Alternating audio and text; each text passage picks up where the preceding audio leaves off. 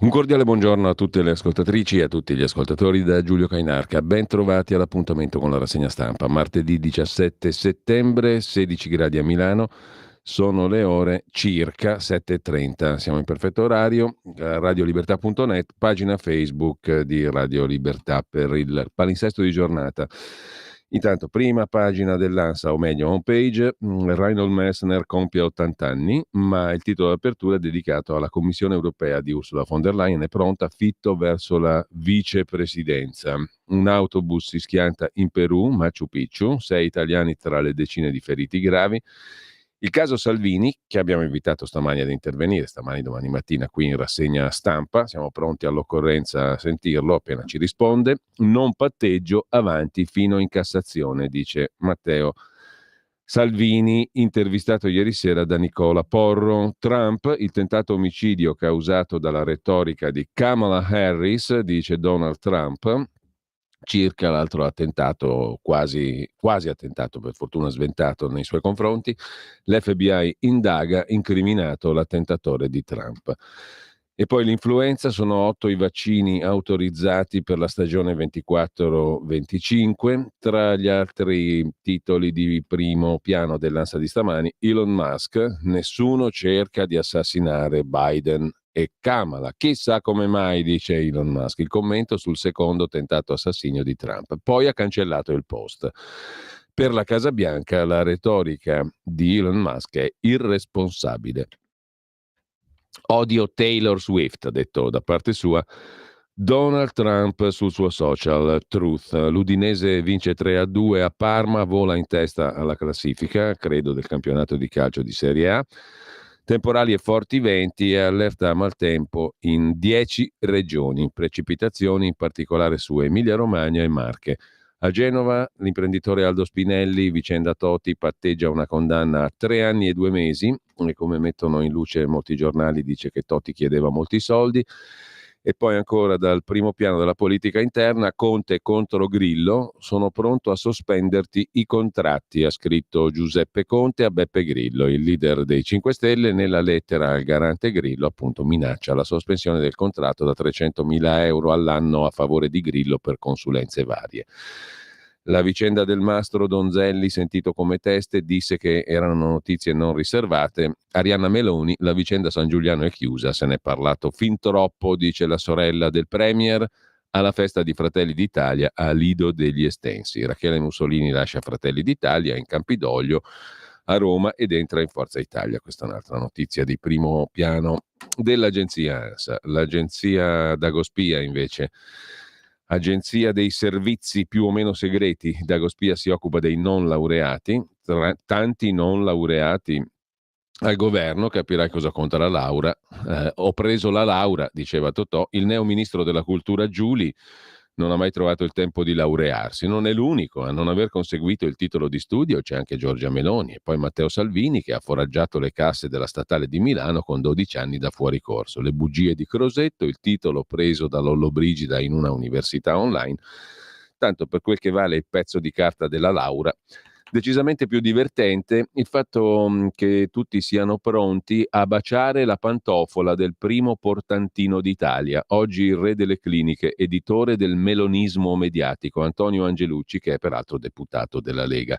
Il pezzo di colore, molto interessante, gustoso, divertente, almeno ci tiriamo su, facciamo 2 risate, una cena placé con oltre 200 invitati nella villona di Angelucci sull'Appia Antica, scrive Dagospia.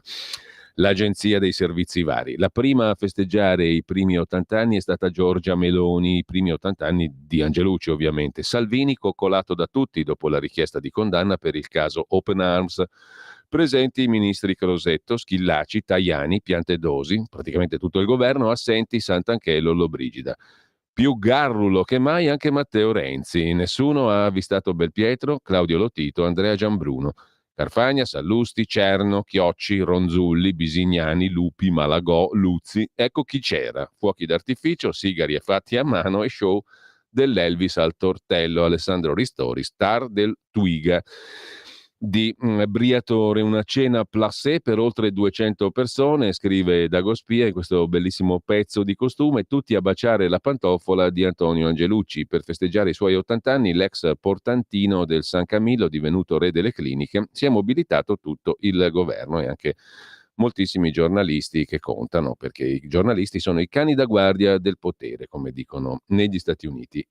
Andiamo a vedere le prime pagine dei quotidiani di oggi. Avvenire apre con il titolo principale: a porte chiuse. Starmer, il primo ministro britannico, il primo ministro laburista, socialdemocratico, di sinistra, quello che vogliamo, elogia il contrasto agli ingressi dei migranti, quindi elogia Giorgia Meloni e il centro in Albania, addirittura uno di sinistra, tra virgolette. Breton si ritira dalla commissione, il commissario francese, Macron indica Séjourné, Mattarella sostiene Fitto. Resta acceso il caso Open Arms, con Salvini che chiama a raccolta la destra. I centri di rimpatrio italiani in Albania apriranno tra qualche settimana, ma sono apprezzati dal premier britannico e laburista Starmer, ieri in visita a Palazzo Chigi. Meloni incassa, ma dietro all'ufficialità e le polemiche destate tra i laburisti londinesi ci sono anche i distinguo sull'Ucraina. L'Italia non condivide le posizioni inglesi sull'uso dei missili in territorio russo. In taglio alto, piombo e odio sulle elezioni, Trump e Musk accusano la retorica dei democratici. E poi la manovra di finanza pubblica italiana. Per i figli si punta sull'assegno e scontro su concordato e calcio. Oggi in Consiglio dei Ministri primo esame del piano di bilancio. Il Tesoro insiste su una misura per i figli e vira sul potenziamento dell'assegno. Bagarre al Senato sul decreto Omnibus, rispuntano gli sconti per gli stranieri della Serie A, modifiche al concordato preventivo, un rinvio delle norme per la sicurezza sui cantieri. Maurizio Ambrosini nell'editoriale si occupa della vicenda Salvini, il processo Salvini Open Arms, e speriamo che Salvini poi possa intervenire. Stamani o domani mattina gli abbiamo chiesto appunto di intervenire in rassegna stampa tra le 7:30 e le 10:30 per dire la sua in diretta, come ha fatto ieri sera da Nicola Porro. Il processo Salvini Open Arms, e sentire magari anche le vostre telefonate. Il processo Salvini Open Arms va oltre le polemiche di parte, scrive l'editorialista di Avvenire, e le reciproche accuse, ingerenza tra politica e magistratura. Il processo Salvini Open Arms pone in realtà una questione etico-politica: la contrapposizione tra difesa dei confini nazionali e obblighi di accoglienza umanitaria. Questa premessa è d'obbligo. Gli ingressi spontanei di migranti non equivalgono a immigrazione irregolare. Gli immigrati irregolari, si stima con poche basi circa 500.000 in Italia, entrano in molti modi, ma per lo più regolari. Sono turisti che si trattengono oltre i termini del visto, studenti che abbandonano l'università, parenti in visita che non rientrano in patria, perfino pellegrini. Soprattutto sono cittadini dei 50 paesi a cui l'Italia non applica l'obbligo del visto per soggiorni inferiori a 90 giorni, dall'Albania all'Ucraina, Brasile, Moldova, Montenegro. Secondo, chi sbarca e chiede asilo, benché sia entrato illegalmente, entra in un sistema di protezione. Finché non si conclude l'esame della sua domanda, è un soggiornante legale, sebbene soggetto a limitazioni. Può studiare e lavorare dopo 2 mesi dalla domanda. Soltanto dopo tutti gli accertamenti del caso, i pronunciamenti delle commissioni prefettizie, ricorsi e decisioni dei giudici, chi non viene riconosciuto rifugiato e non viene rimpatriato diventa irregolare. Ma nell'Unione Europea circa il 50% dei richiedenti ottiene lo status di rifugiato. In Italia il tasso era tra 40 e 50 in prima istanza, 70% per chi faceva ricorso. Di conseguenza, scrive Maurizio Ambrosini su Avvenire, il legame tra sbarchi e immigrazione non autorizzata è labile e interessa una modesta componente del fenomeno. Espressioni roboanti come colpevole di aver difeso l'Italia e gli italiani cozzano contro questi dati fattuali. Impedire lo sbarco di qualche decina di naufraghi ha ben poco a che fare con la sicurezza del paese. Un bersaglio ben visibile, identificabile, i migranti sulle navi umanitarie, viene elevato a simbolo di un fenomeno che si vorrebbe contrastare, ma che per vari motivi finisce per essere endemico. Così la vede Avvenire. Mentre lasciamo la prima pagina di Avvenire, andiamo a vedere la prima pagina del Corriere della Sera. L'apertura è dedicata a Trump che va al contrattacco. Il possibile attentato, ha detto Donald Trump, è colpa di Harris e Biden, della loro mentalità incendiaria. Un caso anche il post di Elon Musk, chissà come mai non hanno colpito i democratici. Campagna elettorale ad alta tensione. Indagini sull'uomo arrestato, si teme una talpa nello staff di Trump. In taglio alto la Commissione europea, la squadra è pronta, c'è l'italiano Fitto, ma il francese Breton lascia e attacca von der Leyen, 5 Stelle scontro totale tra Conte e Grillo, lite per l'eredità, Rupert Murdoch e i figli vanno in aula, i figli contro il padre. Domani la kermesse a Viterbo dei Vannacciani in marcia su Roma, niente poco di meno, titola virgolettando il Corriere della Sera in prima pagina. E poi ancora Gomorra, il rap dei Co-Sang, ancora insieme dopo 18 anni, Saviano e il duo musicale, una roba imperdibile. Gli 007 e le falle nella sicurezza di Trump, ancora tornando sulla vicenda americana, e poi il sorriso e la lezione della top model Bianca Balti. Ho un cancro, lo batterò. Giorni di lacrime e di speranza. Video diffuso dopo l'intervento alle ovaie, tutto il dolore ma anche il messaggio di speranza per il domani. Il Conte del Grillo è invece il simpatico titolo della simpatica rubrica di Massimo Gramellini, il caffè che chiude la prima pagina del Corriere della Sera. Prima o poi tutte le rivoluzioni finiscono in banca, scrive saggiamente il Gramellini. Da par suo, ovviamente. L'epopea dei 5 Stelle non si è sottratta alla regola e il duello terminale tra Grillo e Conte, l'artista e il notabile, il dilettante e il professionista, il fondatore e l'usurpatore, il duello, insomma, ha abbandonato i cieli stellati dell'ideologia per trasformarsi in una partita ragionieristica, con il reciproco rinfacciarsi di somme date o dovute in un turbine di contratti pubblicitari di cui si chiede il rispetto, si minaccia il recesso. I due galli nel pollaio, i due Giuseppi, Giuseppe Grillo e Giuseppe Conte, che in realtà assomigliano al gatto e alla volpe, sentenzia Gramellini, sono fatti per non capirsi e per non piacersi. Una persona presente alla stesura dello statuto, che oggi entrambi brandiscono come una clava, mi ha raccontato che quel giorno Grillo non smetteva di punzecchiare Conte, seduto dall'altra parte della scrivania. Arrivò a umiliarlo verbalmente in modo pesante. Ma Conte, con il sangue gelido che in questi anni abbiamo imparato a rispettare e a temere, non muoveva un muscolo, limitandosi a ripetere sottovoce: di pure quello che vuoi, però intanto firma, firma. Non ci sono dubbi, conclude il Gramellini da par suo, su chi vincerà. Vincerà lui, cioè Conte. Ma dopo essersi sbarazzato in serie di Casaleggio Junior, Gigino Di Maio e Beppe Grillo, adesso rischia di imitare la regina Daniers, chiunque sia, la madre dei draghi, con la minuscola. Eliminati tutti i rivali per arrivare a sedersi sul trono di spade, in una delle ultime scene della serie si ritrova a passeggiare tra cumuli di macerie. Bene, bravo bis a Gramellini, e andiamo a vedere la prima pagina del Fatto Quotidiano di oggi. 7 miliardi per i nuovi F-35 si trovano sempre, signori e signore. Altri 25 cacciabombardieri. Non c'è un euro, ma Crosetto compra, compra e compra, fa shopping. Mi ricorda qualcuno che conosco bene. Comunque 1 miliardo e 600 milioni alle armi. In più, nel 2024 l'Italia porta da 30,7 a 32,3 i miliardi alla difesa e vuole 115 jet americani. Oggi sono 90. Il Movimento 5 Stelle protesta. Quei bidoni vanno tagliati. A proposito di 5 Stelle, la guerra dei due Giuseppe, doppia pecca, avviso sui soldi, la diffida di Grillo, la dura replica di Conte. La frase in taglio alto sopra la testata sul Fatto Quotidiano: patente appunti per le imprese edili contro gli infortuni. L'ideona della ministra Calderone funziona così bene che Fratelli d'Italia, Lega e Forza Italia chiedono di rinviarla. Unplain ironizza il Fatto. E ancora dalla prima pagina del Fatto Quotidiano, processo Open Arms, ecco tutte le balle di Salvini, parole a casaccio, pagina 4, con il commento imprescindibile dell'eccelso Pino Corrias, uno che fin dall'inizio delle vicende della strage di Erba ha raccontato un sacco di cose sbagliate, per cui diventa credibilissimo. La legge Nordio salva 3 agenti dalle sberle facili, addio l'abuso d'ufficio, e poi giustizia, gineceo di corregionali, amichetti e parenti. Prosegue l'inchiesta del Fatto Quotidiano sull'amichettismo, le nomine nei vari ministeri, oggi tocca al Ministero della Giustizia. Questa invece è molto bella, è Natale amici, anticipato, dove al CNEL, Consiglio Nazionale Economia e Lavoro, presieduto dal professore ministro Brunetta, Renato Brunetta, 30.000 euro in più alla sua segretaria. Il CNEL di Renato Brunetta è già arrivato a Natale con il carico di regali, scrive Ilaria Proietti. C'è poco da ridere, tanto paghiamo noi.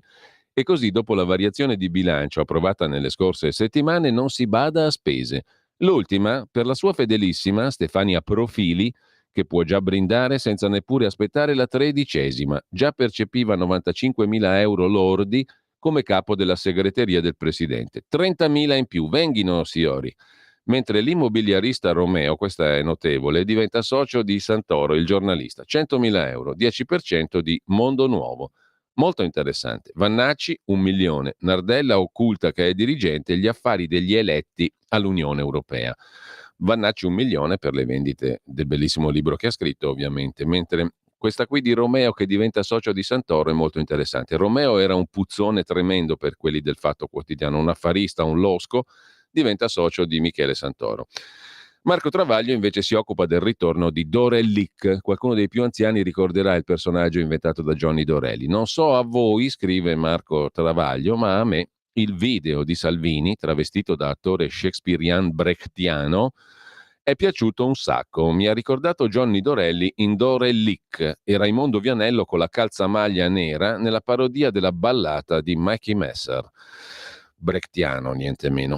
Alla Pochade si unisce un altro caratterista, Ignazio La Russa, che per dimostrare l'innocenza del vice premier su Open Arms tenta di provare la colpevolezza di Conte. Dice che della decisione di Salvini non era tanto convinto, ma se era un reato così grave da far rischiare 6 anni di carcere, Conte doveva dimettersi e far cadere il governo, altrimenti vuol dire che era d'accordo.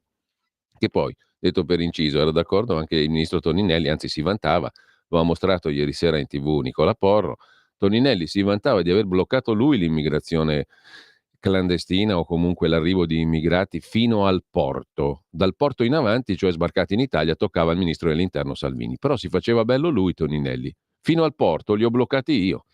Quindi era condiviso, ovviamente. È logico che fosse condiviso a livello di governo. Comunque, il 14 agosto 2019, quando Open Arms, scrive Marco Travaglio, giunse a Lampedusa e chiese di sbarcare i migranti, la russa era in ferie su Marte. In Italia tutti sapevano che il Conte 1 era caduto l'8 agosto per mano di Salvini con tanto di mozione di sfiducia.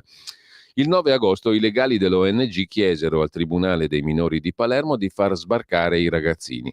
Il 12 il Tribunale chiese spiegazioni al governo. Il 13 Conte scrisse a Salvini di far scendere almeno i minori, invano. Invece i minori sono scesi. Il 14 il TAR del Lazio sospese il divieto di sbarco e la nave giunse in Italia. Ma Salvini rifiutò di indicare il porto sicuro e attaccò il Premier. Mi ha scritto per lo sbarco di alcune centinaia di migranti, 163. Gli risponderò che non si capisce perché debbano sbarcare in Italia. Il 15 Conte gli inviò un'altra lettera durissima. Ieri l'altro ti ho invitato, nel rispetto della normativa in vigore, ad adottare con urgenza i necessari provvedimenti per assicurare assistenza e tutela ai minori. Comprendo la tua ossessiva concentrazione nell'affrontare il tema immigrazione, riducendolo alla formula porti chiusi.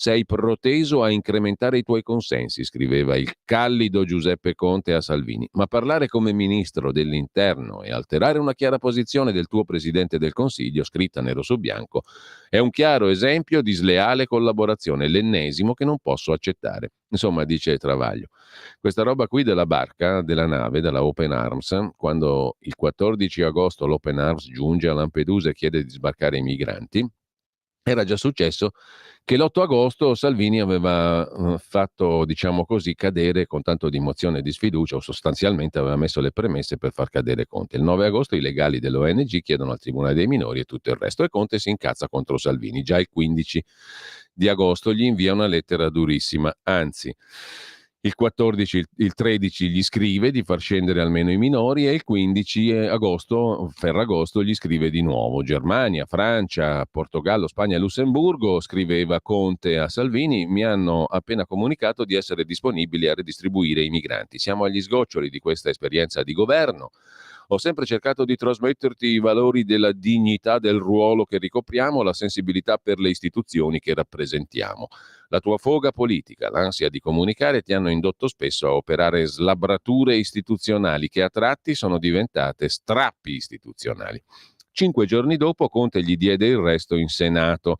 Salvini, colpito e affondato, ritirò la mozione di sfiducia. Conte replicò: se ti manca il coraggio ce lo metto io, e salì sul Colle a dimettersi. La Russa, vicepresidente del Senato, era lì. Dormiva? Così ricostruisce i fatti Marco Travaglio. Insomma, Conte è sempre ottimo, sempre eccellente tra gli ottimi, anche in quel caso, nel caso Salvini. Open Arms, secondo il direttore del Fatto Quotidiano. Il Giornale, vediamo subito l'apertura. Schlein, sgambetto all'Italia sulle nomine in Europa, il PD tenta la trappola a Fitto per favorire i socialisti in Europa, e sui migranti Starmer elogia Roma, il piano Mattei del governo Meloni fa già scuola.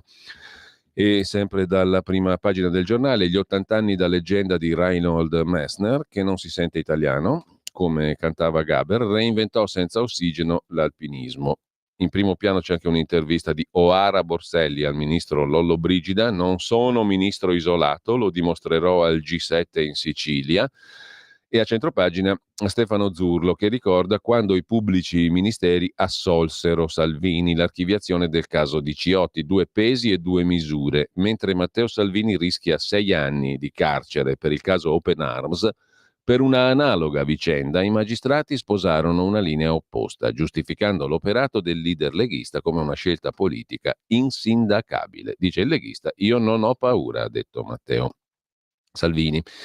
Città sempre più insicure, l'effetto del buonismo di sindaci e magistrati. Milano maglia nera, la città più insicura d'Italia secondo le statistiche, se ne occupa Felice Manti. L'Italia del 2023 si scopre più insicura. Le 3 città sul podio, Milano, Roma, Firenze, sono metropoli turistiche dove il senso di impunità sta trionfando sul rispetto delle regole di convivenza. Il direttore del giornale Alessandro Sallusti si occupa del boicottaggio dell'intero paese nel suo editoriale. Oggi von der Leyen presenta il nuovo governo dell'Europa. Ancora ieri c'era incertezza non sul nome Fitto, ma sul ruolo che sarà assegnato all'Italia. Quale ministero, quale commissione, quale diciamo, commissione andremo a guidare. È una partita poco appassionante per l'opinione pubblica, ma di grande valore politico, in grado di indirizzare i futuri rapporti tra l'Italia e l'Unione Europea. Sulla carta ci spetta un ruolo di primo piano. La scommessa di Meloni: puntare a una casella di peso, pur avendo tenuto Fratelli d'Italia fuori dal governo Ursula per non mischiarsi con la maggioranza di centro-sinistra. Non è una contraddizione. Il commissario spetta all'Italia, non al partito della Premier, che ha dato peraltro a von der Leyen ampie rassicurazioni. Ma è su questo equivoco che nelle ultime ore si è scatenata la guerra delle sinistre, in particolare italiana, per impedire che Giorgia Meloni portasse a casa un successo. Elly Schlein è arrivata a minacciare von der Leyen. Il gruppo PD voterà le deleghe non nell'interesse dell'Italia, ma del suo partito. Se Meloni sarà accontentata con un ruolo per Fitto, a scapito di qualche socialista, il PD si metterà di traverso. Insomma, boicottano il paese, argomenta il direttore del giornale Alessandro Sallusti. Dal giornale passiamo al Tempo di Roma. E l'apertura è su Salvini, la teoria del complotto. La parola teoria è cancellata e sostituita da pratica, la pratica del complotto. Ecco le frasi fra magistrati che svelano il disegno dell'Associazione Nazionale Magistrati contro Salvini su Open Arms. Il caso Auriemma e il racconto di Palamara. Sapevano che non c'era reato, ma lo si doveva colpire. Così parlavano già all'epoca i magistrati. Uno di questi, Auriemma, procuratore, con Palamara. Procuratore Auriemma diceva: ma non c'è niente di strano, fa il ministro dell'interno, Salvini deve fermare gli sbarchi irregolari. E quell'altro Palamara gli rispondeva: sì, certo, hai ragione, però adesso dobbiamo colpirlo lo stesso, questo Salvini.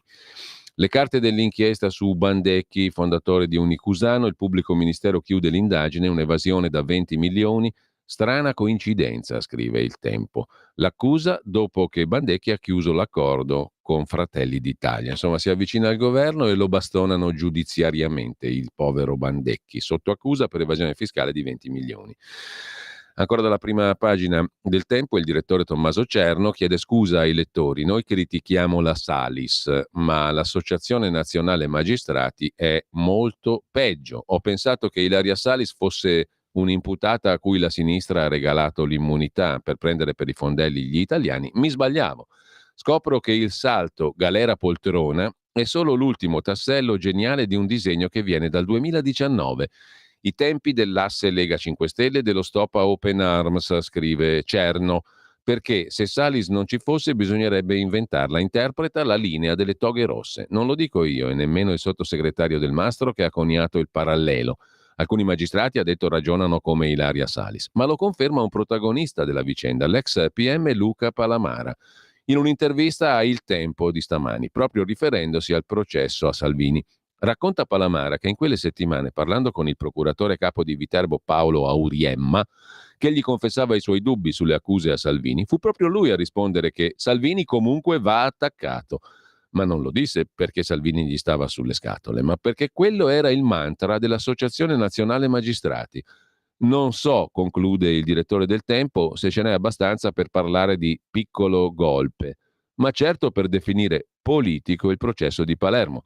Ed ecco che lo spirito della Salis, per cui esistono reati buoni e reati cattivi, a seconda di chi li compie, era già nell'aria da allora, ricorda inappuntabilmente il direttore del Tempo Tommaso Cerno. Andiamo su Roma, Gualtieri, lo sgombero segreto al campo Rom, baraccopoli di Torrevecchia, i nomadi finiscono nelle case del comune, denunzia il quotidiano romano. Starmer va a lezione da Meloni, la sinistra rosica, perché Starmer ha detto che sui migranti Meloni ha fatto ottime cose. La guerra delle spie, Crosetto e gli 007 mi rompono le scatole? No, io le rompo a loro, ma ora non parlo più, dice il ministro della difesa. Anche la Morgese, governo Conte 2, bloccò la ONG, ma contro di lei nessun processo, ricorda Riccardo Mazzoni. Quando la Morgese, ex ministro dell'interno del governo Conte 2, bloccò una ONG per 12 giorni, tenne i migranti in mare a Bagnomaria, anzi a Mare Maria, ma per lei niente processo. Denunzia il Tempo di Roma. Dal Tempo passiamo a Repubblica, titolo principale su Ursula che piega Macron. Von der Leyen spinge la Francia a scaricare il commissario Breton al suo posto Stéphane Séjourné. Intervista al premier britannico Starmer sui migranti, un piano con Meloni. E la cordiale intesa fra Starmer e Meloni la vediamo dopo nell'intervista a Repubblica. Movimento 5 Stelle, l'altro titolo, scontro e minacce Conte Grillo, e poi Trump attacca l'attentato causato dal linguaggio incendiario di Joe Biden e di Kamala Harris. Indagata una madre 22enne in quel di Parma, ha sepolto i suoi bambini fingendo di non essere incinta, col digiuno celava la pancia, e poi la tempesta Boris in Europa centrale, un disastro vero e proprio, sott'acqua anche Budapest e Vienna, esonda il Danubio, 18 le vittime, una roba mai vista in quel dell'Europa centrale e danubiana. Con questo lasciamo Repubblica, andiamo alla consorella torinese, La Stampa, appunto. Il Papa, per resistere alla crudeltà dobbiamo passare dall'io al noi. Papa Francesco e padre Enzo Bianchi commentano questa strategia per resistere alla crudeltà. E poi Unione Europea, Ursula impone la sua squadra, ma questo l'abbiamo già stravisto. Salvini, magistrati obbligati al processo, è stato il Parlamento a ordinare l'indagine, osserva l'ex capo della Procura di Milano Edmondo Bruti, liberati in veste di opinionista, poi lo vediamo meglio, e la manovra economica che dimentica di investire sui ragazzi, secondo Veronica De Romanis, economista e moglie dell'ex componente della Banca Centrale Europea, e che non mi ricordo mai il cognome. Ma che tutti conoscono, mentre sempre dalla prima pagina della Stampa il buongiorno di Mattia Feltri sulla scuola. Ogni anno, quando ricomincia la scuola, si discute di due questioni con seguito di indignazione: i bassi stipendi degli insegnanti e i precari da stabilizzare. Entrambi i problemi certificati dall'Ocse, sarebbe bene risolverli, perfino facile disponendo di denaro. La stessa Ocse però certifica non solo che gli insegnanti italiani guadagnano poco e spesso sono precari, ma che sono molti. La più approfondita ricerca dell'Osservatorio Conti Pubblici dell'Università Cattolica 2021 quantifica in 12 il numero degli insegnanti in Italia, scuola pubblica, ogni 100 studenti, compresi gli insegnanti di sostegno e quelli di religione. Tolti sostegno e religione siamo comunque a 9,1 ogni 100 studenti, ben oltre la media OCSE di 7,2, molto sopra la Spagna 8,7, beh non molto, la Germania 7,9, Stati Uniti 6,5 insegnanti ogni 100 studenti, Francia 5,9, Regno Unito 5,7. Ed è bizzarro, osserva Mattia Feltri, perché gli studenti diminuiscono ma gli insegnanti aumentano. Nel 1960, dice la ricerca, c'erano 6 milioni di studenti, 300.000 insegnanti. Nell'80 quasi 10 milioni di studenti e quasi 800.000 insegnanti. Nel 2000 7 milioni e mezzo studenti, 800.000 e passa insegnanti. 2020 7 milioni e mezzo studenti, 900.000 insegnanti. Visti i dati PISA, per cui i nostri studenti sono sempre più capre, tutti questi insegnanti nemmeno alzano la qualità. Ce ne fossero di meno, conclude Mattia Feltri, forse diminuirebbero i precari, forse si prenderebbero salari migliori.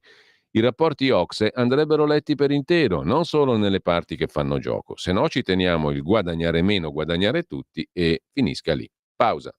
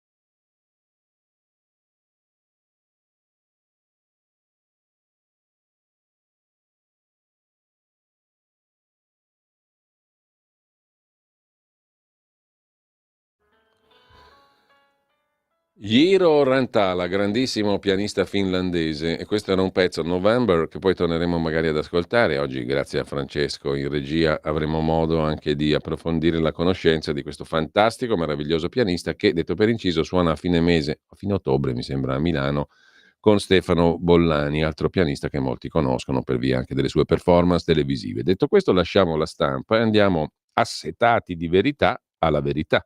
Il quotidiano di Maurizio Belpietro. In taglio alto, Stefano Graziosi sugli Stati Uniti, un altro che voleva far fuori Trump, ma il titolo principale, il pezzo del direttore Belpietro, è dedicato alla giustizia che non c'entra. Il caso Salvini è politico. Il problema tutto italiano, asse sinistra magistrati. Chiunque abbia incarichi pubblici non può non capire che chiedere 6 anni per la scelta di un ministro fa danni alla democrazia. Con lo stesso criterio si dovrebbe indagare Conte per i danni del super bonus o in pandemia. Intanto Starmer dalla Meloni, voglio imparare a fermare gli arrivi dei clandestini. Comunque il succo del ragionamento di Belpietro è questo: la sinistra si affida ai magistrati decretando la morte della politica. Mandando a processo Salvini per un atto legittimo compiuto nell'esercizio delle sue funzioni, PD e 5 Stelle hanno indebolito le istituzioni per una vendetta, senza pensare che domani potrebbe toccare a loro. Il leghista provò a rispedire a casa Conte e costui gliel'ha giurata, così si è pregiudicata la tutela che la Carta assicura all'esecutivo rispetto ai giudici.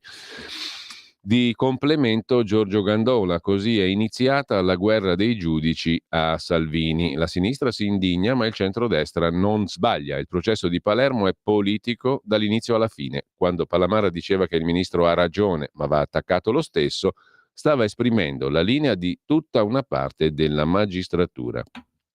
Le chat dei magistrati su Salvini, ha ragione ma va attaccato.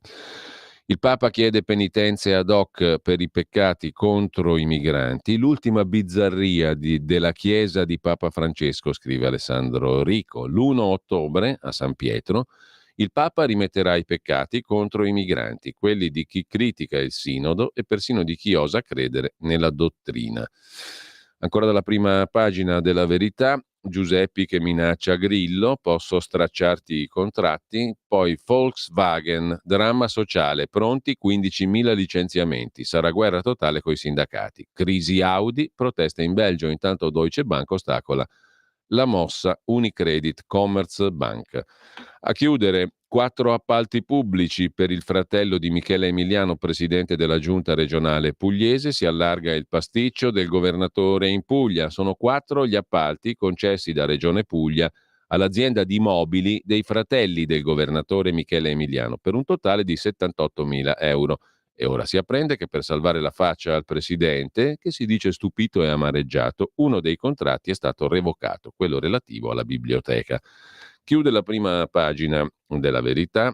Giuseppe Sala, 66 anni, sindaco di Milano, grande successo per lui. Milano rafforza il primato, è la città più insicura d'Italia.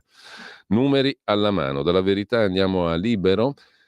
L'apertura sulla violenza rossa, attacco ONG a Salvini. Vattene in prigione. L'opposizione indignata perché il leghista si difende. Gli sfottò. Troverà il suo porto sicuro in galera. E lui avvisa la procura. Io non patteggio. Il commento è di Francesco Storace. C'è Amadeus che piange sui milioni versati dalla RAI. C'è un'altra serie di lacrime. Niente programma per Sara Giudice, che doveva debuttare nel nuovo programma di Rai 2 con Antonino Monteleone, ma non c'era alcun contratto perché la Rai il contratto non gliel'ha ancora firmato. Daniele Capezzone si occupa della sinistra che silenzia il Kalashnikov, ma forse non era un Kalashnikov puntato su Trump, comunque un fucile. Sandro Iacometti, l'ennesima sfida Italia-Germania sulle banche. Berlino frena Unicredit che se vuole mangiare Commerzbank. Caro Beppe, ti levo i soldi, la lettera di Conte a Grillo. E poi ancora rissa continua, scrive Pietro Senaldi, il vero guaio del campo largo sono i leader. Alessandro Gonzato, calano i delitti ma non quelli degli immigrati.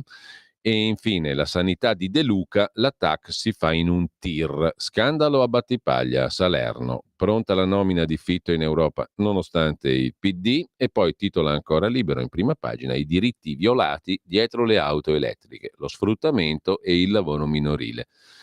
Con questo abbiamo visto anche Libero, andiamo a vedere la prima pagina di Italia Oggi, poi dopo le 8.30 avremo il diritto e rovescio in formato audio-video che ci regala il direttore Magnaschi sulla Germania in forte crisi, ma l'apertura è dedicata allo scudo fiscale retroattivo. Si potranno bloccare i controlli sulle ultime 6 annualità pagando un'aliquota commisurata alla base imponibile, minimo 1.000 euro per ciascun anno. Scudo fiscale dunque retroattivo sui controlli, per rilanciare le adesioni al concordato preventivo biennale con una base di imposta da 6.000 euro.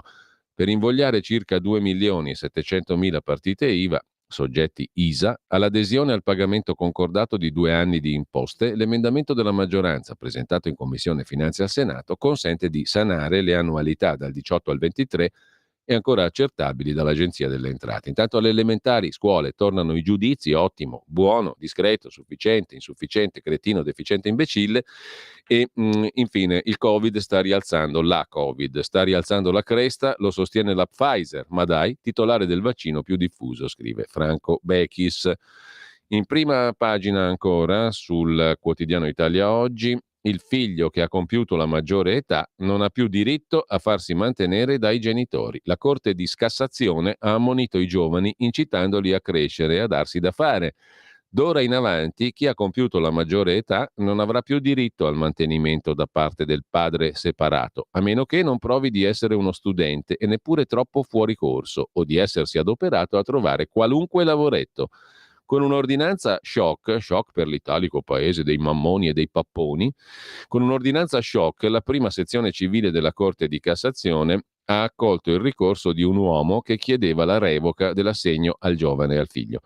Ad avviso degli ermellini della Suprema Corte di Cassazione, l'onere della prova delle condizioni che fondano il diritto al mantenimento è a carico del richiedente, cioè deve essere il figliuolo, ormai maggiorenne, a dimostrare di dover essere mantenuto. Così dice la Corte di Cassazione.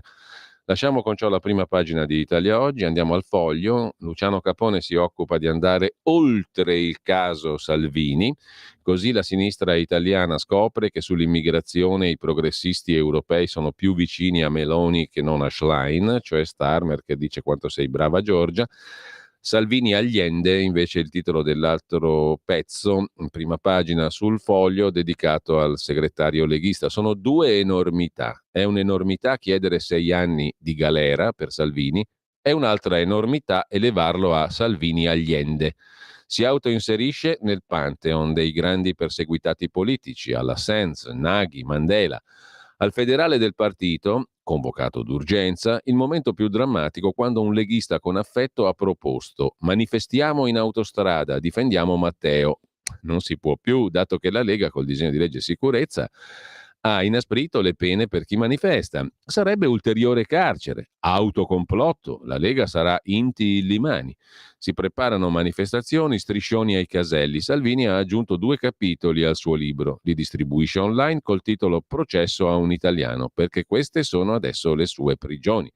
Vuole fare il giro del mondo e avere Musk, Elon a Pontida, una Pontida internazionale, perché dice racconterò la mia storia all'estero.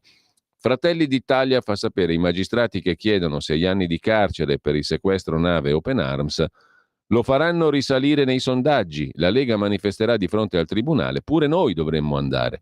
Il 18 ottobre a Palermo l'arringa di Giulia Bongiorno che difende Salvini. Si attendono i charter, ironizza a buon mercato il Foglio in prima pagina. Se Salvini viene condannato, Giorgia Meloni gli chiederà di restare al governo più e meglio di prima. E lo dicono da Palazzo Chigi. Così sul Foglio di oggi. Andreas Version, Andrea Marcenaro, su Ellis Line che ha detto questo continuo attacco del governo alla magistratura è fuori posto. Commenta Marcenaro, da quando ha scoperto l'esistenza dell'armocromia, la nostra bella segretaria non parla d'altro. Con questo lasciamo la prima pagina del Foglio, andiamo al quotidiano dell'editore svizzero Carlo De Benedetti, dal quale vi segnalo il Berlusconismo 2.0, cioè la strategia di Marina Berlusconi, la più carismatica dei figli di Silvio, per andare oltre il CAV, il padre, il filo che unisce Draghi, diritti e l'acquisto di ProSiebensat. Dopo la morte dell'ex premier, gli eredi vogliono riaccreditarsi in Italia e in Unione Europea come imprenditori autorevoli e moderati per rilanciare Forza Italia e anche Mediaset, scrive il Domani, l'articolo di Stefano Iannacone, il sigillo di Draghi. Marina Berlusconi si è incontrata appunto con Mario Draghi. Ci sono anche degli affari in corso, naturalmente, perché vuole rafforzarsi anche su scala europea, giustamente Mediaset dal suo punto di vista. Il Sole 24 Ore, il quotidiano della Confindustria, si occupa in apertura della frenata più forte del previsto del settore della metalmeccanica, che non è secondario nel PIL italiano. Si accentuano le difficoltà della metalmeccanica. Secondo trimestre, secondo Federmeccanica, il settore ha registrato un calo della produzione tendenziale del meno 3,4%, prospettive per il futuro per niente rosee. Quasi 4 imprese su 10, il 38%, paventa il rischio di interrompere l'attività. Nel complesso il primo semestre vede una diminuzione tendenziale del 3,7% per la metalmeccanica, 2,8% per il complesso dell'industria. Notizie poco positive dunque per il settore metalmeccanico e per il complesso dell'industria secondo il Sole 24 Ore. I piani per il solare e l'idroelettrico entro il 2050, le energie rinnovabili, servono 48 miliardi, scrive il quotidiano di Confindustria, per ristrutturare i vecchi impianti. Così sul Sole 24 Ore di oggi. Adesso direi che a questo punto possiamo andare a segnalare i 3 articoli che gireranno poi sul sito di radiolibertà.net. Il primo di Stefano Zurlo su Il Giornale, pagina 5, quando i pubblici ministeri di Catania chiesero l'archiviazione contro Salvini per lo stop a un'altra nave, la nave di Ciotti. La nave fu bloccata da Salvini senza sbarcare i migranti, ma per i magistrati, in quel caso anche per i magistrati dell'accusa, cioè i pubblici ministeri, in quel caso appunto non c'era alcun reato. C'era perfino una lettera del trio Conte, Di Maio, Toninelli, altro che presa di distanza. Il caso di Ciotti è tutto l'opposto di Open Arms, anche se le due storie sembrano fotocopie. Una nave carica di profughi, 190 all'inizio, alla ricerca di un porto sicuro. Qualche differenza c'è. Di Ciotti non è un'imbarcazione messa in mare da ONG come Open Arms, ma è un pattugliatore della Guardia Costiera. Però le peregrinazioni, le difficoltà e i no del ministro dell'Interno Salvini sono gli stessi. Non si scende, prima deve intervenire l'Europa. Ma l'Europa tace e interviene la magistratura che contesta a Salvini lo stesso reato, il sequestro di persona. È l'estate 2018, un copione che si capovolge in 2 momenti, anzi 3, che fanno riflettere. Il primo è la lettera dei ministri che davanti all'azione della magistratura scrivono una missiva dai risvolti clamorosi. Il 17 febbraio 2019 Di Maio, Conte e Toninelli si autodenunciano, spiegando che anche loro hanno commesso lo stesso reato di Salvini. Testuale. Tutto il contrario di quel che avverrà qualche mese dopo per Open Arms, quando i 5 Stelle molleranno per strada il ministro dell'Interno, con il Conte 1 ormai al capolinea. È la cronologia, scrive Zurlo sul giornale, a fare la differenza, a farci comprendere come possono mutare giudizi e umori. Il caso di Ciotti scoppia nell'agosto del 18, un anno prima dell'Open Arms. Il governo Conte 1 è saldo, la coalizione 5 Stelle Lega funziona. Essere alleati, hanno detto i pubblici ministeri di Palermo sabato scorso nella requisitoria contro Salvini, non vuol dire essere correi. Vale per Open Arms, con il governo a pezzi. Non valeva qualche mese prima, quando i partner della coalizione sembravano marciare d'accordo. La Diciotti rimane per giorni in stallo nel Mediterraneo. Non c'è l'ONG spagnola, c'è Malta che litiga con l'Italia e non ne vuol sapere di farsi carico dei profughi. Non si sbarca, dice Salvini, e i leader dall'altro partito di maggioranza, 5 Stelle, condividono 13 persone portate a terra, ma 177 prigioniere sullo scafo. La procura di Agrigento interviene, contesta il sequestro di persona e qui, nota Stefano Zurlo, si scopre la seconda grande differenza rispetto a Open Arms. Per competenza, dopo una carambola di rimpalli, la vicenda approda alla Procura di Catania, che procede in tandem col Tribunale dei Ministri. La Procura, guidata da Carmelo Zuccaro, chiede l'archiviazione delle accuse. Il ritardo nello sbarco, dice la Procura, è giustificato dalla scelta politica non sindacabile dal giudice penale per la separazione dei poteri di chiedere in sede europea la distribuzione dei migranti, in un caso in cui, secondo la Convenzione Search and Rescue, SAR internazionale, sarebbe toccato a Malta indicare il porto sicuro. Insomma, per i PM di Catania la scelta di Salvini non è criticabile, appartiene all'autonomia della politica, ma il finale prevede un colpo di scena. Il Tribunale dei Ministri di Catania non condivide e chiede ugualmente al Senato l'autorizzazione a procedere contro Salvini per sequestro, proprio come farà Palermo per Open Arms. Ma a marzo 19 la spaccatura non c'è ancora stata, i 5 Stelle pilotano il Senato fino al rifiuto. I giudici si devono fermare. Qualche mese dopo cambia tutto, oggi Salvini rischia una condanna a 6 anni e vediamo appunto se riesce a intervenire questa mattina o domani mattina qui da noi e sentire anche le vostre osservazioni, le vostre telefonate. Matteo Salvini che abbiamo invitato qui in rassegna stampa.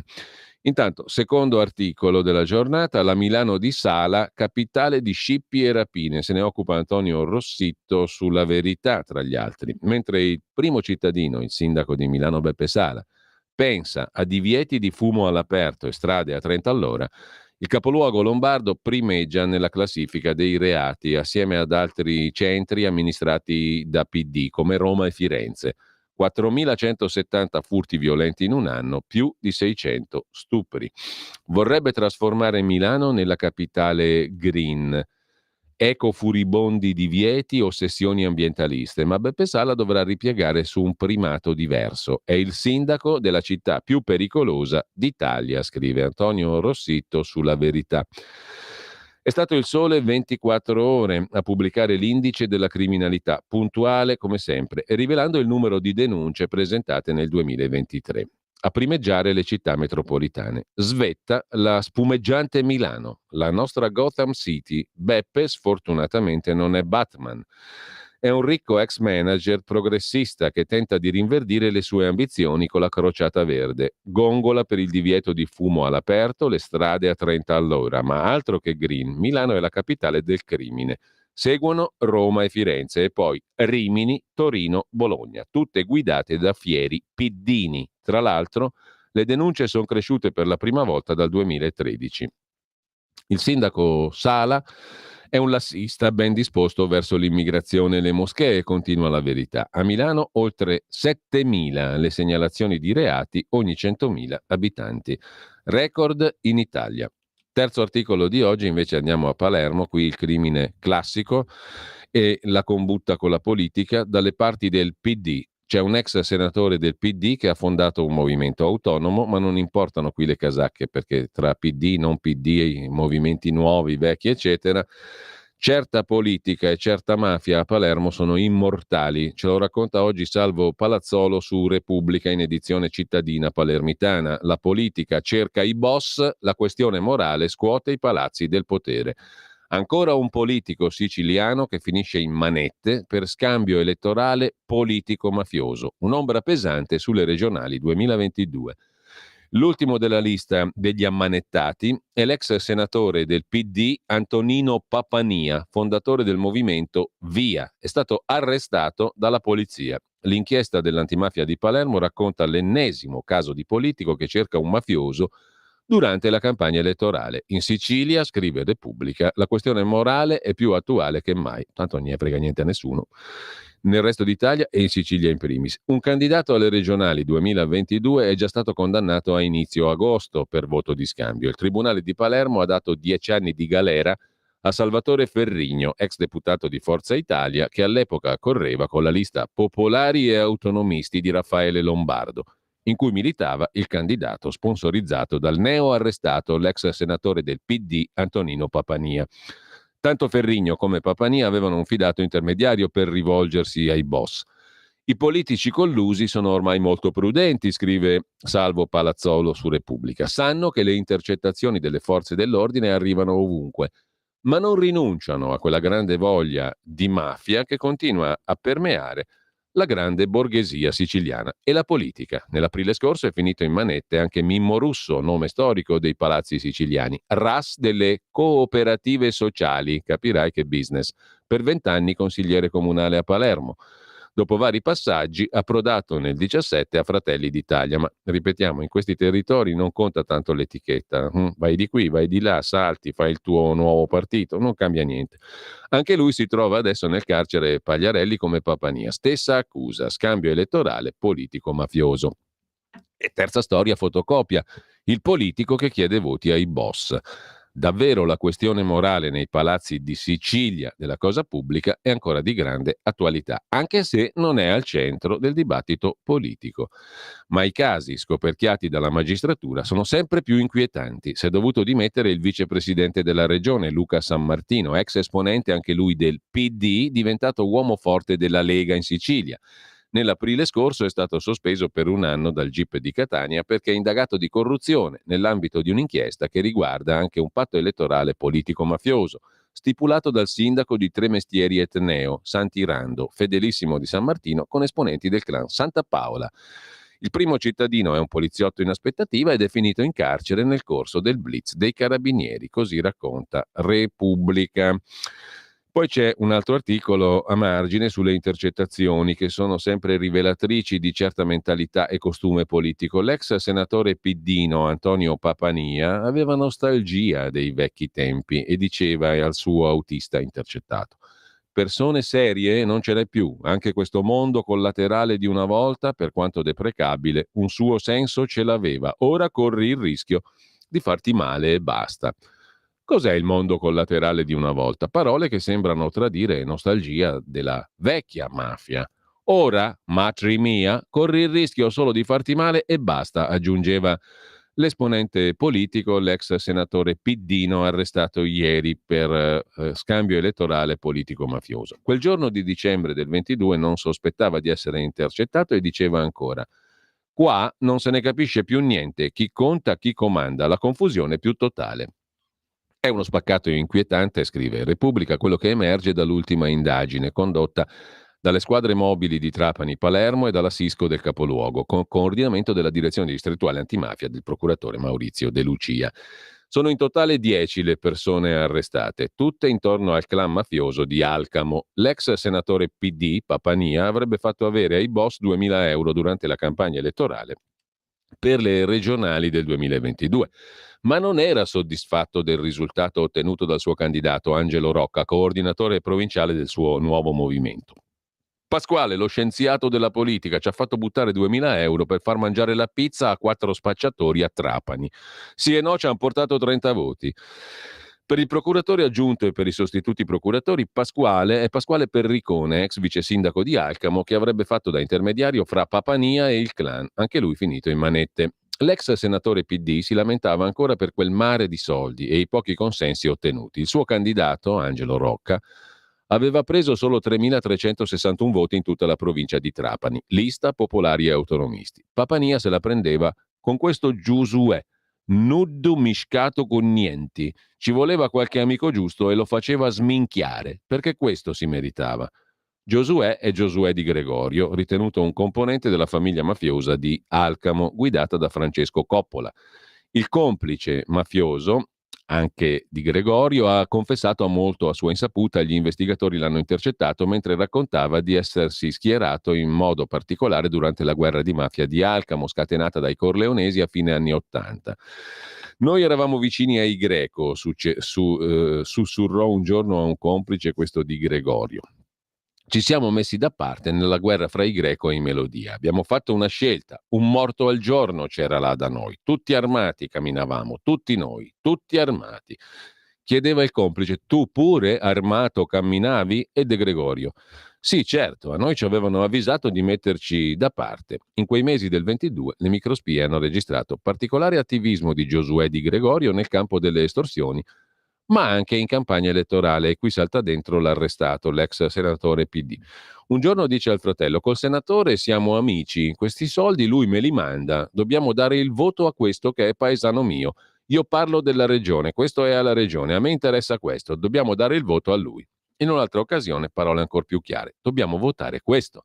Il senatore mi ha preparato 2000 euro che mi darà mercoledì. Papania, hai capito? Qualche tempo dopo il fratello chiedeva: t'ha dato i soldi? E Di Gregorio rispondeva: neanche li ho contati. Questo dice è un acconto, poi in questi giorni mi porta un'altra cosa. La microspia registrava il fratello mentre contava le banconote. 1, 2, 3, 4, 5. Di Gregorio lo riprende. Basta, non li contare, mica si contano i soldi. Non solo mi ha regalato soldi, e tu che fai? Li conti?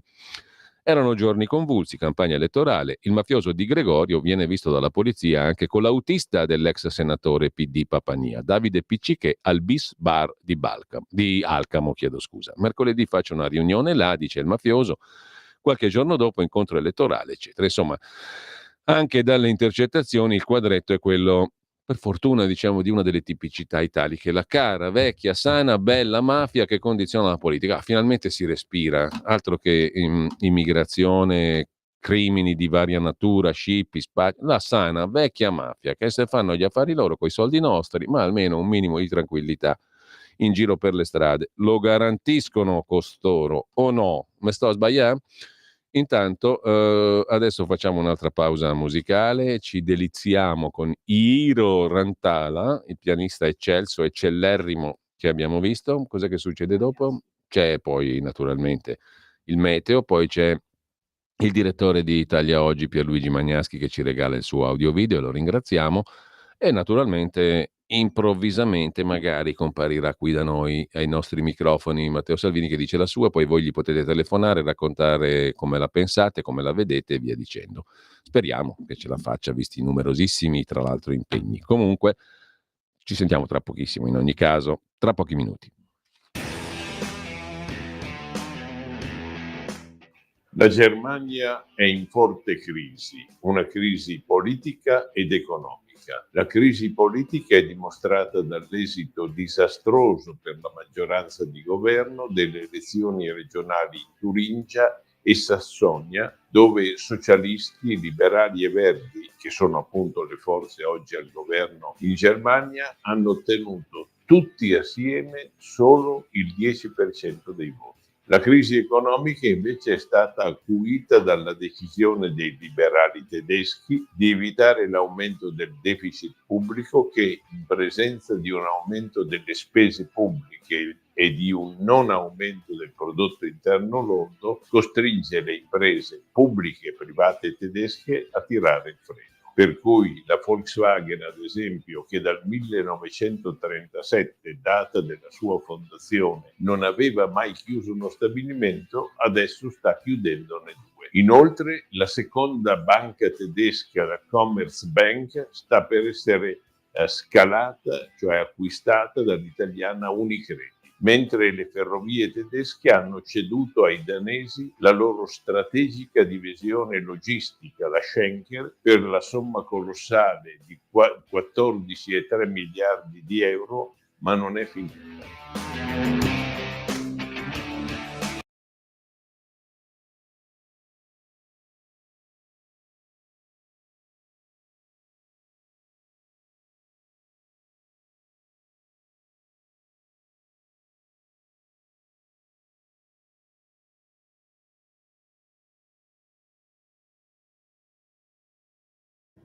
Il vortice ciclonico che dall'Italia si era spostato verso i Balcani torna indietro e influenza di nuovo il nostro paese. Nella prima parte della giornata instabilità soprattutto sui settori adriatici, con piogge a carattere sparso in intensificazione. Meglio altrove con sole prevalente. Nel pomeriggio tempo via via più instabile con rovesci e temporali anche forti sulle aree adriatiche e appenniniche, nonché localmente al nord-est. Venti in rinforzo sulle adriatiche. Per ora è tutto da ilmeteo.it, dove il fa la differenza anche nella nostra app. Un saluto da Lorenzo Tedici.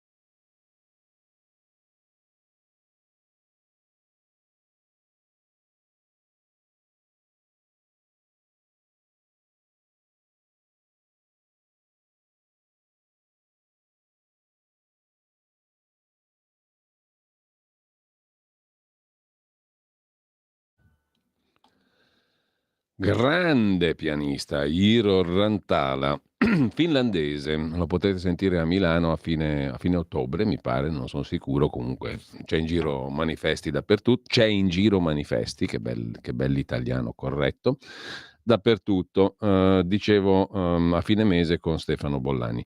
Intanto noi andiamo a dare un'occhiata adesso, dopo aver visto le prime pagine, anche alle pagine selezionate appositivamente per la rassegna stampa di oggi. Partiamo da Avvenire, il quotidiano di ispirazione cattolica. Qui siamo in realtà sul dorso milanese, laddove si parla di energia. Povere 5 famiglie.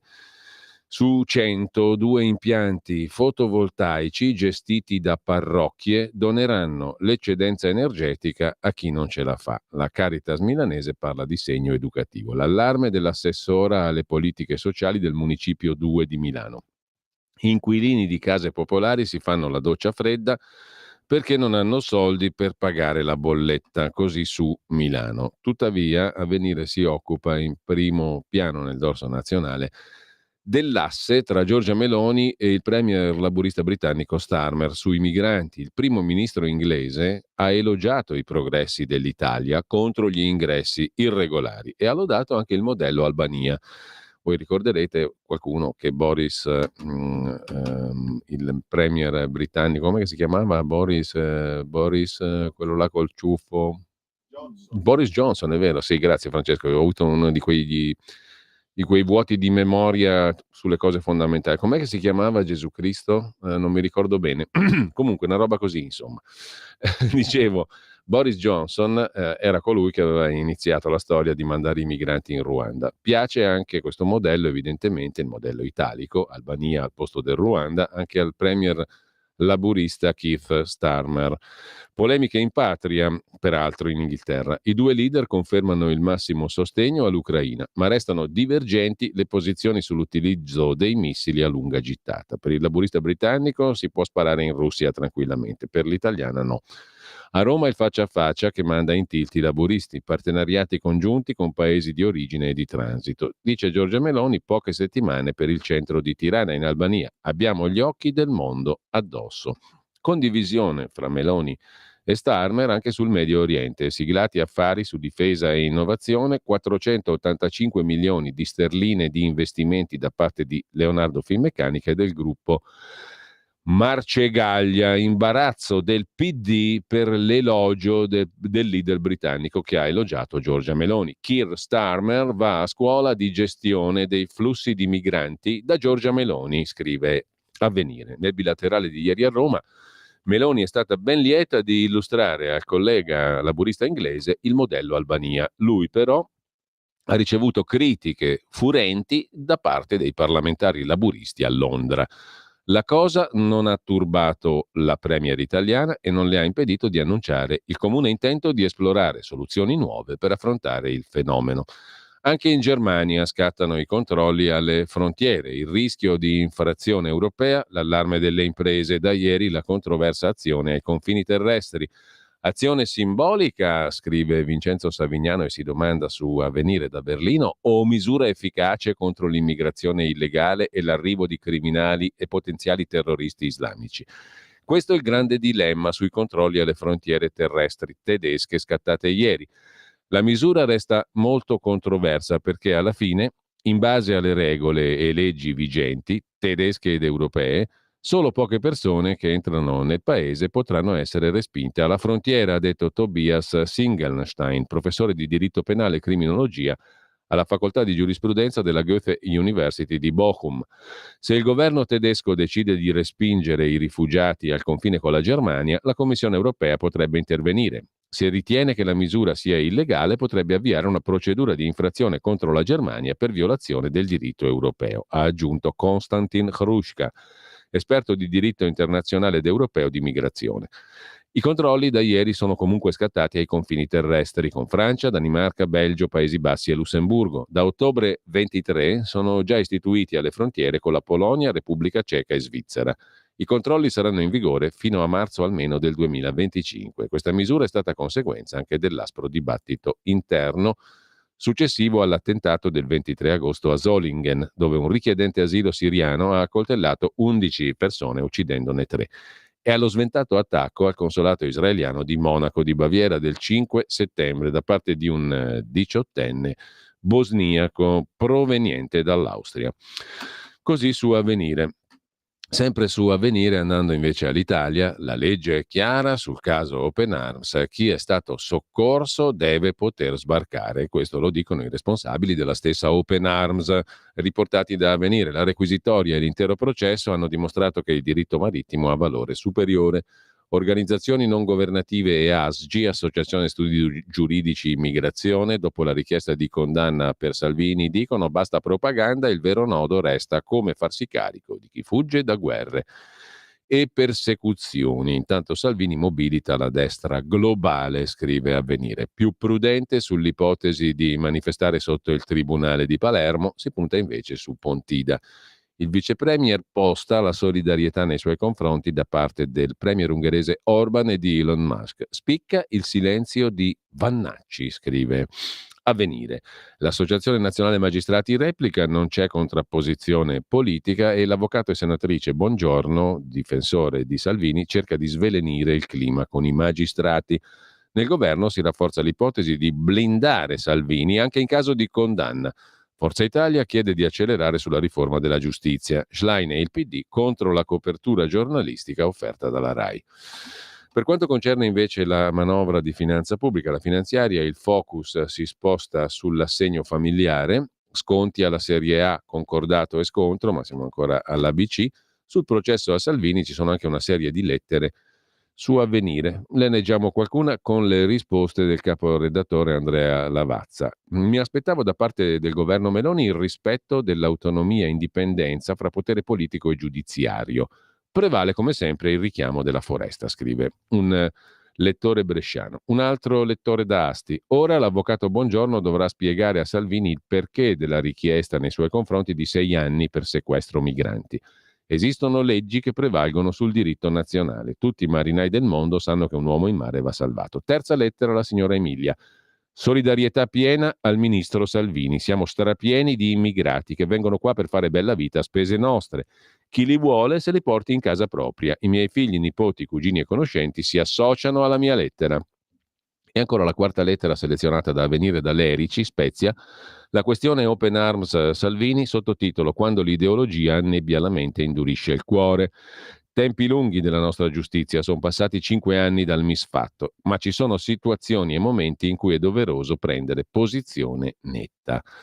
Siamo cristiani. Cari lettori, do spazio a numerose voci, per la verità sono 3 di critica a Salvini e una d'appoggio e di elogio, di segno diverso, per rendere esplicito il tema della gestione migrazioni. Ci sono nelle considerazioni dei lettori alcune delle principali angolazioni da cui si deve valutare la vicenda umanitaria, politica e giudiziaria. Il fatto in sé è oggetto di valutazione penale, gli elementi noti sono ripresi nelle pagine di Avvenire. La linea è chiara, salvataggio e prima accoglienza per chi è in difficoltà, sono doveri civili sanciti dal diritto internazionale. Nel caso specifico non è stato soccorso d'emergenza negato, ma prova di forza del ministro Salvini contro le ONG, messaggio politico all'opinione pubblica sulla pelle dei profughi, costretti a bordo della Open Arms in violazione di normative. Deciderà il tribunale in primo grado se è un reato, eventualmente meritevole di quale pena.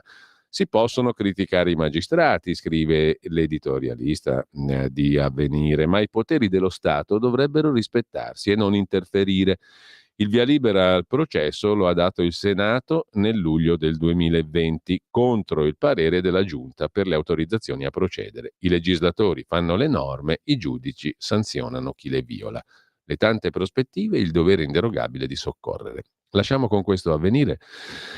C'è da segnalare anche nella pagina in realtà di Cultura l'articolo, anzi l'intervista di Massimiliano Castellani che su Avvenire si occupa da tanti anni di calcio in maniera molto interessante, calcio e giovani, un nuovo modello. In questo caso c'è l'intervista a Filippo Galli, ormai 61enne, ex calciatore del Milan, che ha scritto Il mio calcio eretico, edito da PM Editore. Calcio ai giovani, un nuovo modello. L'ex campione milanista raccoglie in un libro la sua esperienza di responsabile dei vivai per un pallone libero dalle aspettative ossessive dei dirigenti e dalle pressioni dei genitori.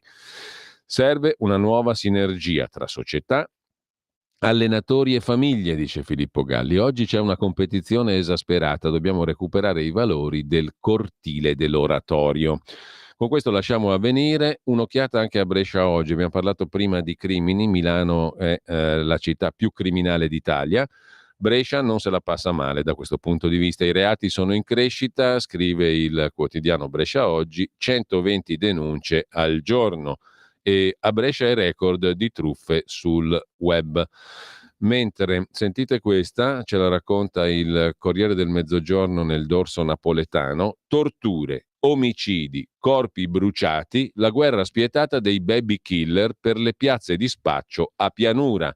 Un sedicenne con l'ambizione di scalare la piramide criminale, indagato per omicidio. Corpi bruciati, torture, omicidi.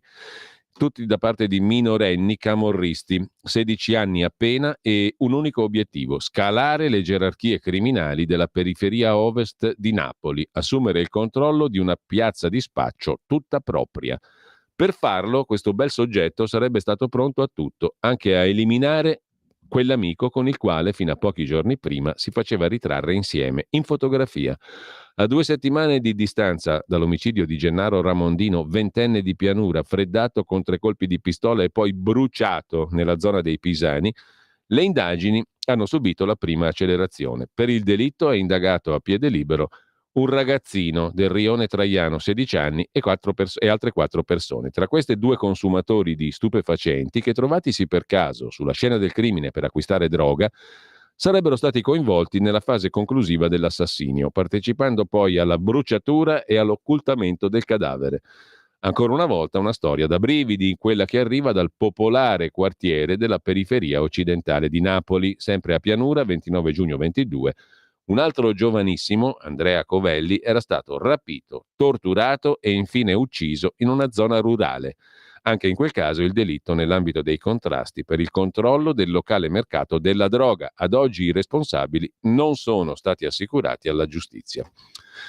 Qui Napoli, qui Bari invece gli Emiliano, i fratelli, arredano anche il bar del comune. Il marchio della Emiliano SRL, scrive ancora il Corriere del Mezzogiorno in cronaca di Puglia, azienda dei fratelli del presidente pugliese che nel luglio scorso ha avuto in affidamento un appalto di 41.000 euro per arredare un piano del Consiglio regionale.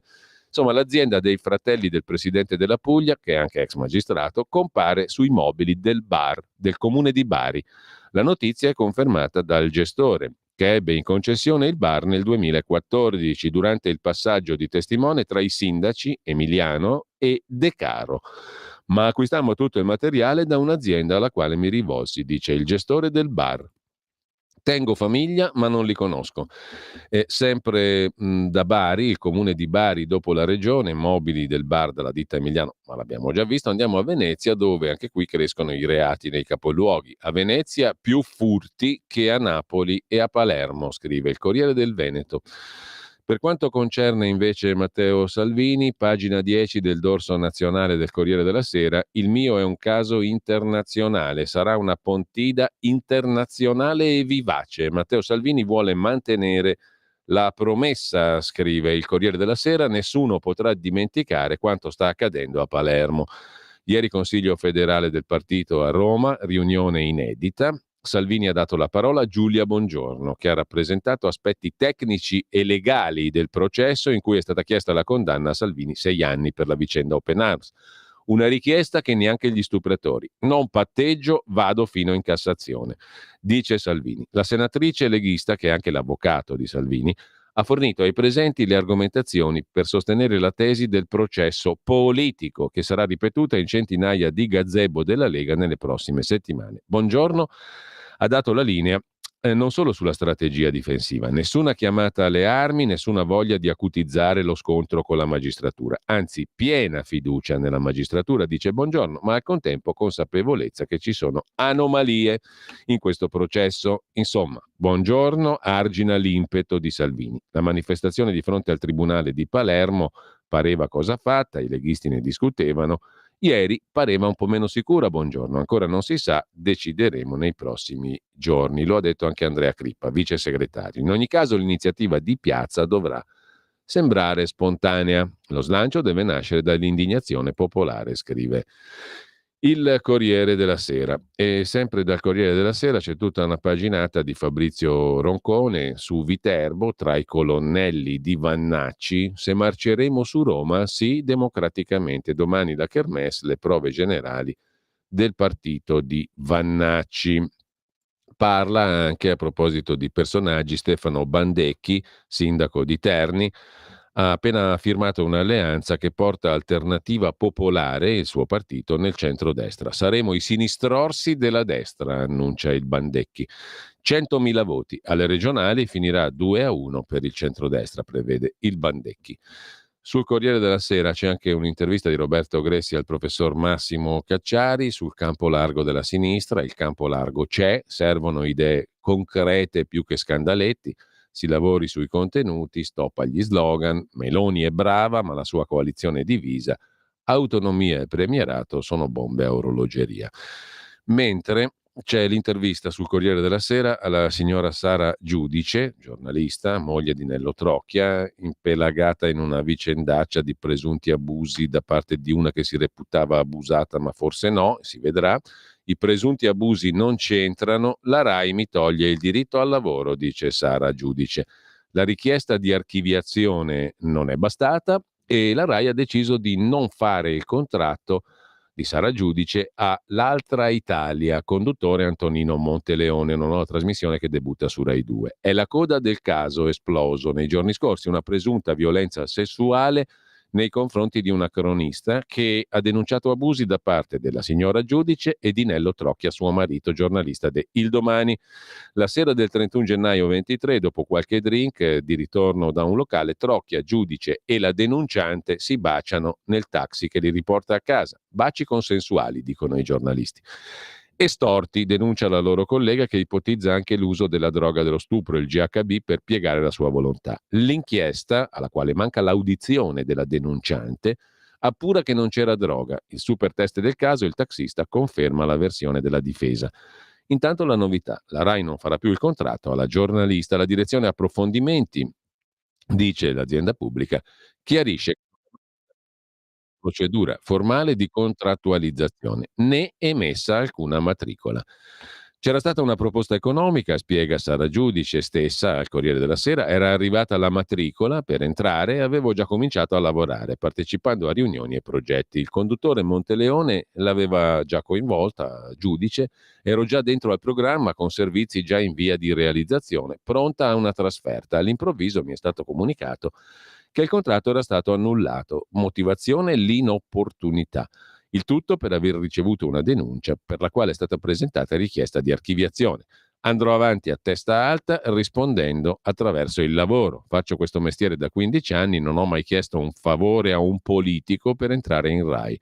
Ho sempre avuto il mio curriculum. Se queste erano le premesse, è giusto che non sia entrata in questo servizio pubblico, dove c'eravamo in molti illusi di avere uno spazio di libertà e di autonomia. Non metterò mai una fiamma sul petto, orgogliosamente ho solo la mia libertà. Così Sara Giudice al Corriere della Sera. Sul Corriere della Sera c'è un bell'articolo che ricorda la figura di Giovanni Borromeo, è morto nel 61, medico insignito del titolo di giusto fra le nazioni di Israele. Nel 43 si inventò un morbo di K, per salvare ebrei e antifascisti. Della storia parla il libro Una luce nella notte di Roma di Jesus Sanchez Adalid, HarperCollins. Oggi alle 18 l'autore lo presenta con Aldo Cazzullo a Roma. La storia del medico che inventò il morbo di K per salvare ebrei e rifugiati. La sua bugia scongiurò i rastrellamenti nell'ospedale dell'isola Tiberina a Roma. Sul Corriere poi vi segnalo anche l'intervista alla moglie dello scrittore comasco Giuseppe Pontigia, scrittore di Erba e poi appunto milanese e comasco d'adozione. Rimase malissimo quando seppe che Calasso era al premio Strega contro di lui. Mi portò allo stadio a veder giocare Pelé, racconta la signora Lucia, moglie di Giuseppe Pontigia. Nessuno poteva toccare i libri della sua biblioteca. In casa chiedeva spesso la nostra opinione su una parola, una frase. Se gli dicevi di aspettare perché stavi facendo una cosa, si irritava subito. Insomma, non era proprio uno zucchero il buon Pontigia. Ma lasciamo il Corriere della Sera con Reinhold Messner, che oggi compie 80 anni. E ricorda il signor Lucio da Berlino, nel talk show politico del primo canale tedesco ARD Maischberger, la giornalista, equivalente di Lili Gruber, ha chiesto a Reinhold Messner della situazione politica italiana, dicendogli: lei è anche un italiano e le devo chiedere. Ma Messner le ha subito risposto: la devo correggere, io non sono italiano, sono un cittadino italiano, ma io sono sud tirolese, europeo e cittadino del mondo, non sono nazionalista. Messner, scrive il signor Lucio da Berlino, è spesso in TV in Germania, come self-promotion è maestro, chiacchiera fluente, ego sviluppato, un uomo dei tempi. Seguo Messner da 50 anni, ho ancora i suoi primi libri degli anni 70, ammiro quello che ha fatto da alpinista, ma la sua costante presa di distanza e antipatia verso l'Italia mi lasciano perplesso. L'opposto di Gustav Thöny, che pur restando fedele alla propria cultura e piccola patria, apprezza di appartenere a una comunità nazionale. Sono molto critico nei confronti del mio paese. Purtroppo condivido la delusione di Montanelli che l'Italia è un rimpianto di patria, ma la posizione di Messner la trovo fastidiosa. E poi Aldo Cazzullo risponde da par suo. Comunque Messner ha dichiarato apertamente che lui non è un italiano, lui è cittadino italiano, ma è sudtirolese, europeo e cittadino del mondo. Tiè. Nel frattempo, da Bergamo, bilancio alluvione, scrive il Corriere nel dorso bergamasco, oltre 31 milioni di danni. Il bilancio dell'alluvione che ha investito Bergamo lunedì scorso supera i 31 milioni di euro. Danni stimati da cittadini e negozianti che ammontano a 29 milioni e mezzo. Il comune dovrà farsi carico di 1,7 milioni, costi legati in parte alla pulizia strade, bonifica parchi, ripristino edifici pubblici. La cifra dei 29 milioni e mezzo è stata trasmessa alla regione Lombardia per giustificare la richiesta di riconoscimento dello stato d'emergenza. Ci aspettiamo, dice la sindaca di Bergamo, Carnevali, centrosinistra, che la regione riconosca in tempi rapidi il livello B di emergenza e si faccia promotrice verso lo Stato del livello C. In attesa di tornare alla normalità, i residenti di Via Baioni chiedono al comune di ricostruire al più presto il muro di contenimento. Intanto Costa Masnaga, questa è una curiosità del dorso lombardo del Corriere della Sera, è un paesetto di neanche 5.000 abitanti sulle colline della Brianza lecchese che ha adottato la pallacanestro. Il borgo vive di basket e le famiglie ospitano le atlete.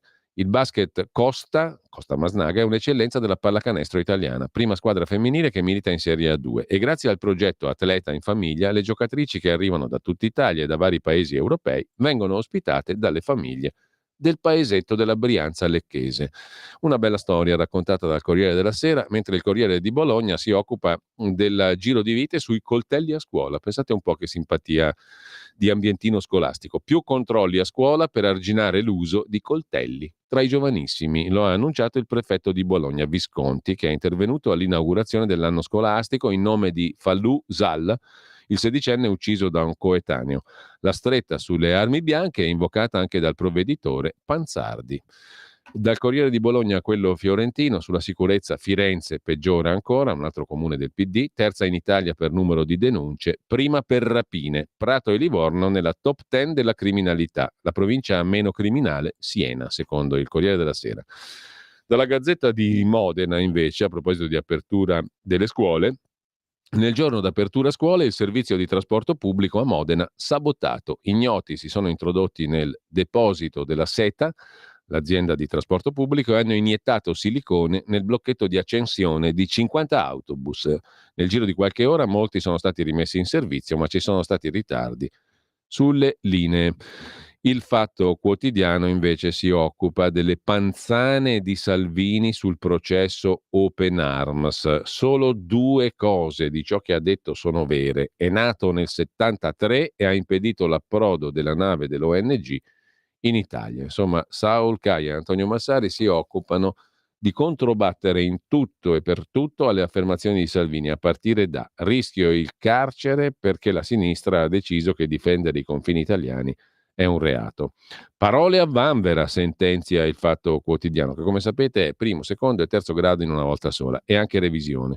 La Costituzione dice che la difesa della patria è un dovere, peccato che nessuno volesse sbarcare con le armi in pugno.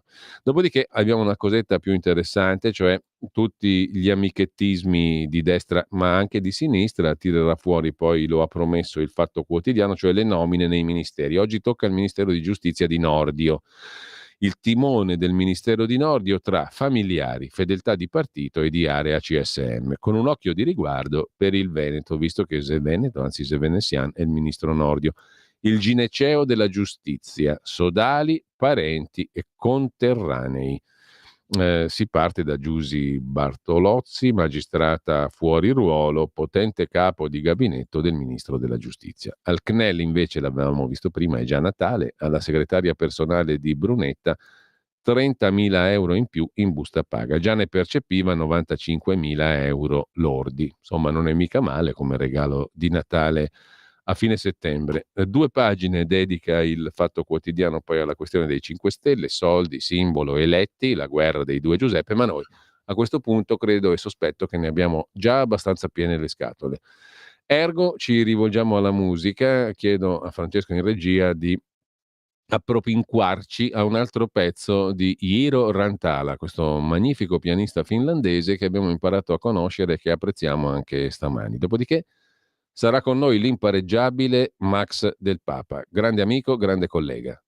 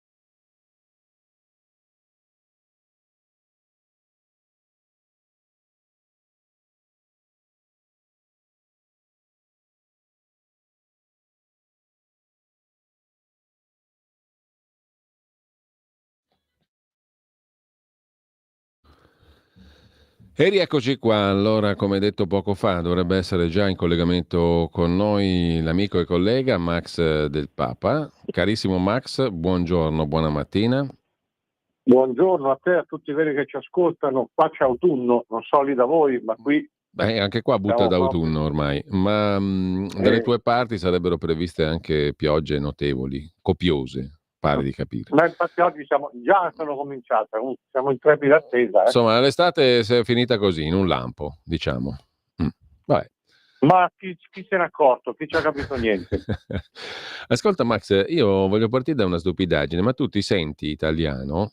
Perché abbiamo appena letto una lettera sul Corriere della Sera all'impareggiabile Aldo Cazzullo di un signore, Lucio, di Berlino, da Berlino, un italiano, che è rimasto molto male perché in una TV pubblica tedesca, anzi all'ARD, la TV pubblica tedesca, Reinhold Messner è stato intervistato, la giornalista lo ha introdotto dicendo lei che è anche cittadino italiano e quello si è subito incazzato, ha detto ma che cittadino, cioè che italiano, anzi, perché lei che è anche italiano, ha detto la intervistatrice, e lui ha detto no, io non sono italiano, io sono cittadino italiano, ma sono sudtirolese, europeo, eccetera, e cittadino del mondo, italiano no. Tu ti senti italiano? Dipende dal modo, io no, ma non nella maniera di Messner, che vabbè, questi rompono le palle col fatto del Tirolo, sono tirolese, fai il tirolese. Poi dopo già uno che si definisce cittadino del mondo, però europeo, cittadino europeo, a me pare una contraddizione in termini. No, io non mi sento italiano, ma non nella maniera di Messner o di Gaber. Non è neanche un fatto che questo paese fa disperare, perché questo paese ha fatto sempre disperare tutti quelli che hanno cercato di capirlo e di raccontarlo.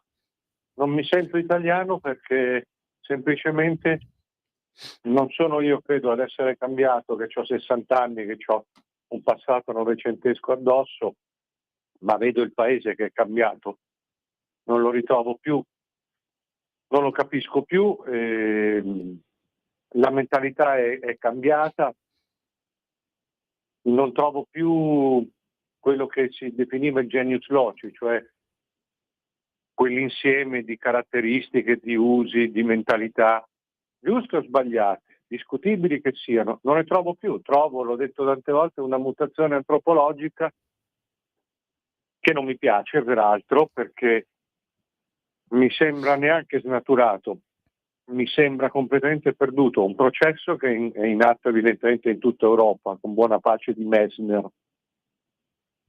Qua c'ha queste variazioni, diciamo, nel caos, per cui è logico che tutte queste afflusso di provenienze diverse, non dico di culture perché me la devono ancora spiegare le culture diverse. Io qui vorrei anche aprire una polemica, perché l'altro è cultura, quello che arriva da fuori, tutto molto bello, molto teorico, però in 30 anni di cultura diversa non abbiamo avuto altra che della violenza, dello stupro, del far poco e male.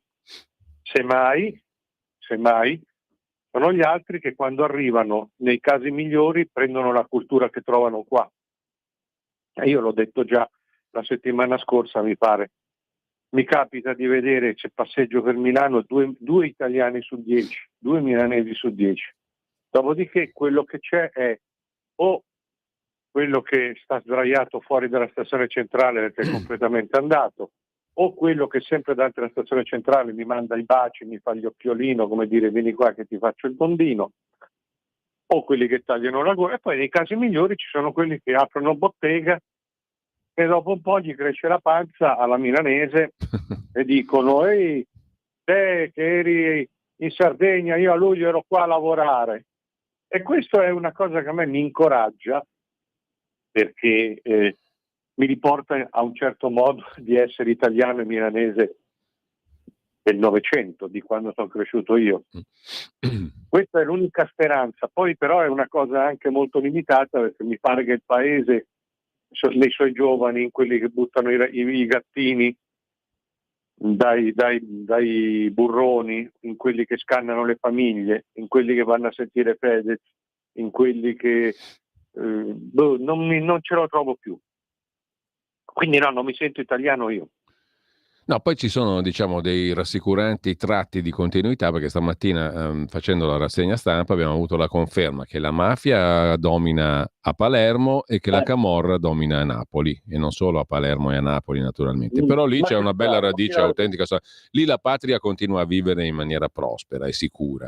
Sì, lì sì, perché hanno una coerenza. Ma chi l'avrebbe detto, Che la mafia, la camorra... E a proposito di sedicenni, no? Ce n'è una che sembrerebbe allucinante, ma è normalità. Ce la racconta il Corriere del Mezzogiorno.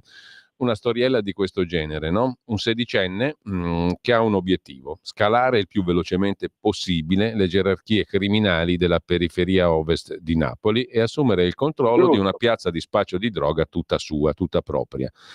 Per farlo, questo sedicenne sarebbe stato pronto anche a sparare in faccia a un amico con il quale fino al giorno prima si faceva ritrarre insieme in fotografia. E questo è l'esito delle indagini relative all'omicidio di Gennaro Ramondino, 20 anni, di Pianura. L'hanno ammazzato con 3 colpi di pistola, l'hanno bruciato e poi lo hanno nascosto. Per il delitto è indagato questo bel sedicenne, si è scoperto che era pronto ad ammazzare anche il suo migliore amico, e hanno fermato altre 4 persone. Normale, normalissimo, no? Sì. Questo qui va ben oltre il caso di Paderno Dugnano. Questo qui è proprio un humus radicato socialmente, diciamo così. Sì, questo non ammazza la famiglia perché con l'andazzo che gira è la famiglia che ammazza lui. Voglio dire, cioè, papà ti ammazzo, no, ti ammazzo prima io. Guarda, mi porto avanti col compito, non lo sappiamo ascoltare.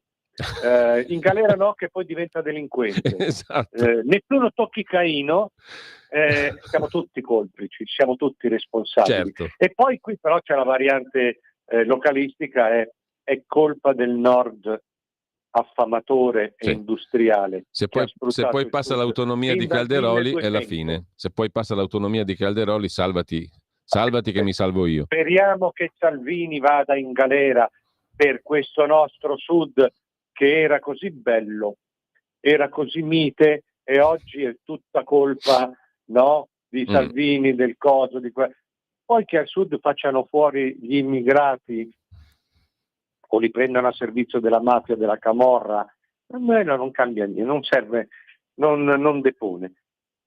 Fatto è che se passa questa riforma, dove va a finire questo nostro Sud così umano, così pieno di valori ancora, e siamo noi che non li sappiamo capire, non li sappiamo assimilare. Senti Spero Max, di averti risposto bene. sì, no, non aggiungo niente perché mi trovo perfettamente d'accordo con te. Certo. A proposito di Salvini, tu ne avrai già parlato ieri, io non ho ascoltato la trasmissione di Zoom con Antonino Danna ieri mattina, ne avrai già parlato perché hai scritto anche un articolo dedicato al sequestro di persona. Sì. Il sequestro di persona che viene addebitato a Salvini vale solo per i migranti, titola nicolaporro.it, dove tu pubblichi questo articolo, vale solo per i migranti, ma il lockdown che cos'era? A cosa ti dice, insomma, in estrema sintesi, questa vicenda di 6 anni di richiesta di galera per Matteo Salvini formulata dalla Procura di Palermo? Tra l'altro in uno scenario molto suggestivo, no? Perché aula bunker dove venivano processati i mafiosi, quelli veri, quelli grossi, non gli aspiranti come il sedicenne di Pianura di Napoli, quelli veri. Ribadisco sempre che quello è colpa nostra, mia e tua, ma soprattutto più tua. Sì, direi di sì. È colpa tua, ma però è colpa di tutti, della società che non sa che. Detto questo, mi dice allora la prima è che Salvini ci ascolta. Sono contento, no, non avevo dubbi, perché praticamente ieri da Porro ha ripetuto un po' tutto quello che è stato detto anche ieri con Antonino, il pezzo, eccetera. Mi piace questa cosa qui, che siamo sentiti, no, e poi dopo, ma insomma io già l'ho detto, non mi stupisce niente. L'unica cosa che mi indigna un po' sono questi giudici che fanno le verginelle. No, che dicono, fanno quelle sentenze, le requisitorie che fanno, questo è normale, normale nell'ottica italiana. No, è che dico, ma noi è un precedente pericoloso, come vi permettete di dire che facciamo politica? Questo proprio, non hanno mai fatto altro, è dagli anni 60 che teorizzano un ruolo politico. Oggi la verità, ma non solo, anche Libero, giornali di destra, riprendono quelle fantastiche, meravigliose intercettazioni che poi vennero fuori con lo cosiddetto scandalo Palamara. No? Salvini ha ragione, è per quello che bisogna ammazzarlo. Salvini sta facendo il suo dovere, è per quello, adesso lo stronchiamo, sì, ma siamo indifendibili e quindi gli diamo più giù. E a fronte di questo, che era robe che dicevano loro, certificate, dice no, nessuno si permetta alla NM di dire che noi facciamo politica. No, non fanno politica, però praticamente tra la requisitoria della PM, poi sono 3, e i commenti della Salis, di Open Arms, di Casarini, dei centri sociali della Scatasura, non c'è nessuna differenza. I toni sono gli stessi, le virgole sono le stesse. Ora che un giudice si metta a citare, a ragionare una logica, ma oltre che il centro sociale, qui siamo proprio non mi si venga a dire che non fanno politica. Allora Max, Dimmi. Se sei d'accordo io aprirei anche le linee telefoniche perché il tempo come no? vola, sono già le 9:13, abbiamo 15 minuti abbondanti, per cui chi vuole intervenire può farlo chiamando in diretta allo 02 92 94 7222 oppure mandando messaggi anche audio via WhatsApp al 340 67 09 659. Ce ne sono già alcuni, ce n'è uno molto lungo. Te lo leggo perché è un'ascoltatrice che scrive: sono di convinzioni fondamentalmente di sinistra, ma ho smesso di votare a sinistra soprattutto per la sua cinica politica sull'immigrazione. Cinica verso gli italiani, ma anche verso i migranti, che ha sempre incoraggiato a imbarcarsi usando il paravento umanitario per perseguire scopi diversi contemporaneamente, mangiarci sopra, esportare il conflitto di classe in funzione di lotta anticapitalistica, e da quando si è affermata l'esuberanza salviniana col po' di consensi accresciuti dopo il tonfo della prima Lega, determinazione alla demolizione di Salvini. È chiaro che le navi siano state usate più che per motivi umanitari, non gliene frega perché una volta che arrivano per loro possono fare qualsiasi cosa, sopravvivere in qualsiasi modo, come non gliene frega di noi vittime 2 volte, economicamente e in termini di sicurezza, per motivi ideologici su cui si è profuso l'internazionalismo di sinistra a corso da ogni dove. Vedi l'impareggiabile faccia tosta della Rackete, quella era proprio una sfida politica. Poi la saldatura con la magistratura ha fatto il resto, se mai ce ne fosse bisogno. L'immagine della magistrata al porto è icastica. Significativo l'atteggiamento posteriore dei colleghi di solidarietà, tutta corporativa e ideologica con lei. Previo naturalmente trabocchetto renziano, scrive ancora la nostra ascoltatrice, che poi infine si domanda: non sarò stata troppo lunga? Beh, dipende, perché ci sono messaggi corti che sono fin troppo lunghi e messaggi lunghi che non sembrano lunghi, come mi pare questo. Previo naturalmente trabocchetto renziano, la fascinazione della destra per Renzi è incomprensibile. È la quinta colonna del PD, oltre che amante degli affari suoi. È un mutaforma pericolosissimo che per fortuna il popolo ha messo in condizione di non nuocere, ma lui lavora sempre sotto traccia, o almeno ci prova. Il capolavoro della sinistra, conclude la nostra amica ascoltatrice, è la sua capacità di permeare ogni spazio. Perciò sono solidale con Salvini in questo processo politico, perché se quel che si è visto con Berlusconi poteva giustificarsi col suo immenso potere, se diventa un vizio, diventa un allarme democratico, uno dei 3 poteri fondamentali che si costituisce come corpo autonomo ideologicamente caratterizzato. Ed un balzo regrediamo a prima di Montesquieu. Con quali garanzie per i comuni cittadini? Si domanda l'ascoltatrice. Ti lascio subito un commento, ma poi c'è anche un ascoltatore in attesa al telefono. Max. Beh, qui è abbastanza facile apprezzare tutto questo riassunto fatto da questa ascoltatrice. Io osservo questo, che bisognava però essere di sinistra per arrivare a una tale ammissione quasi rabbiosa delle colpe di sinistra. Questo avviene, lo dice lei, una simile analisi articolata in tutto quello che non va di cinico, di sbagliato che è di sinistra, può venire solo con una presa d'atto. Quindi insomma per il contenuto niente da dire, forse un po' troppo così mettere tutto dentro eccetera, però una tale onestà viene solamente da chi si ripensa. Si può ripensare solo da quella parte lì. Allora, c'è la telefonata che passiamo subito, una per volta ne possiamo passare perché siamo messi un po' così. 02 92 94 7222. Pronto? Pronto? Buongiorno.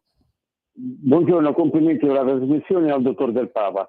Caro Del Papa, vede, questa condanna eventuale di Salvini può essere proprio la salvezza della Lega, perché gli porterà un'ondata di simpatia, sono porto a scommettersi, che la Lega ritornerà entro una quindicina di giorni in doppia cifra da un punto di vista elettorale. Tanta gente che si era allontanata dalla Lega, quello che io sento qui, piccolo mondo di Rieti ovviamente, ritornerà, per i ben noti motivi si era allontanata, ritornerà a votare per la Lega. Ma in tutto questo io ci vedo il principale responsabile di tutto è il nostro benamato compagno Bergoglio, detto anche Papa Ciccio.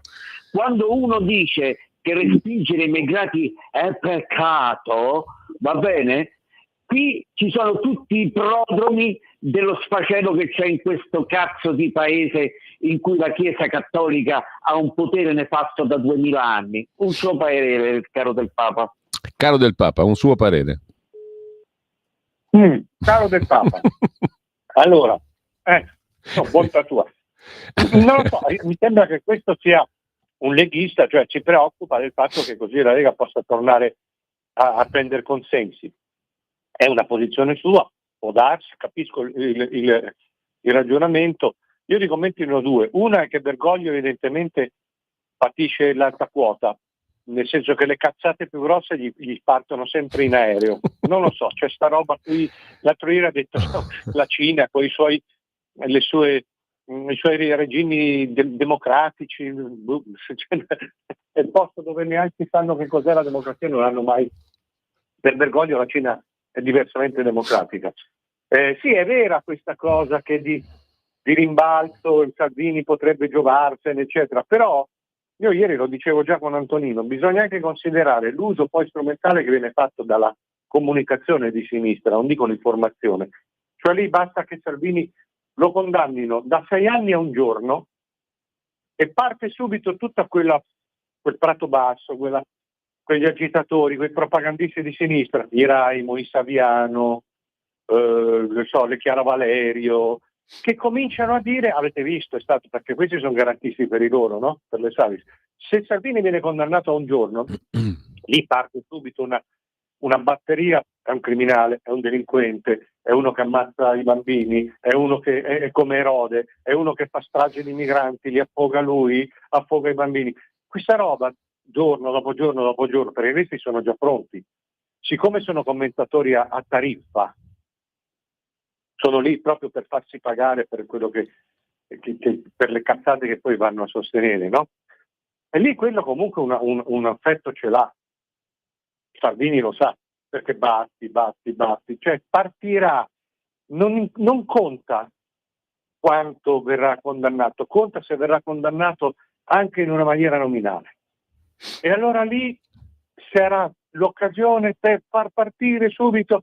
Quindi Salvini è peggio di Hitler e quindi il governo è peggio del Terzo Reich e quindi questi prendono e uccidono i bambini uno per uno, cioè diranno delle cose confortati da una sentenza politica di una violenza che ancora non ci immaginiamo. Questo secondo me a lungo andare ha i suoi effetti. Allora, c'è un'altra telefonata, però prima, e lo mandiamo in onda perché è molto bellino, 15 settembre 1996 ci manda Max, con saluti a Max, cioè a te un ascoltatore. Bei tempi è il suo commento ed è una foto della manifestazione per la dichiarazione di indipendenza della Padania.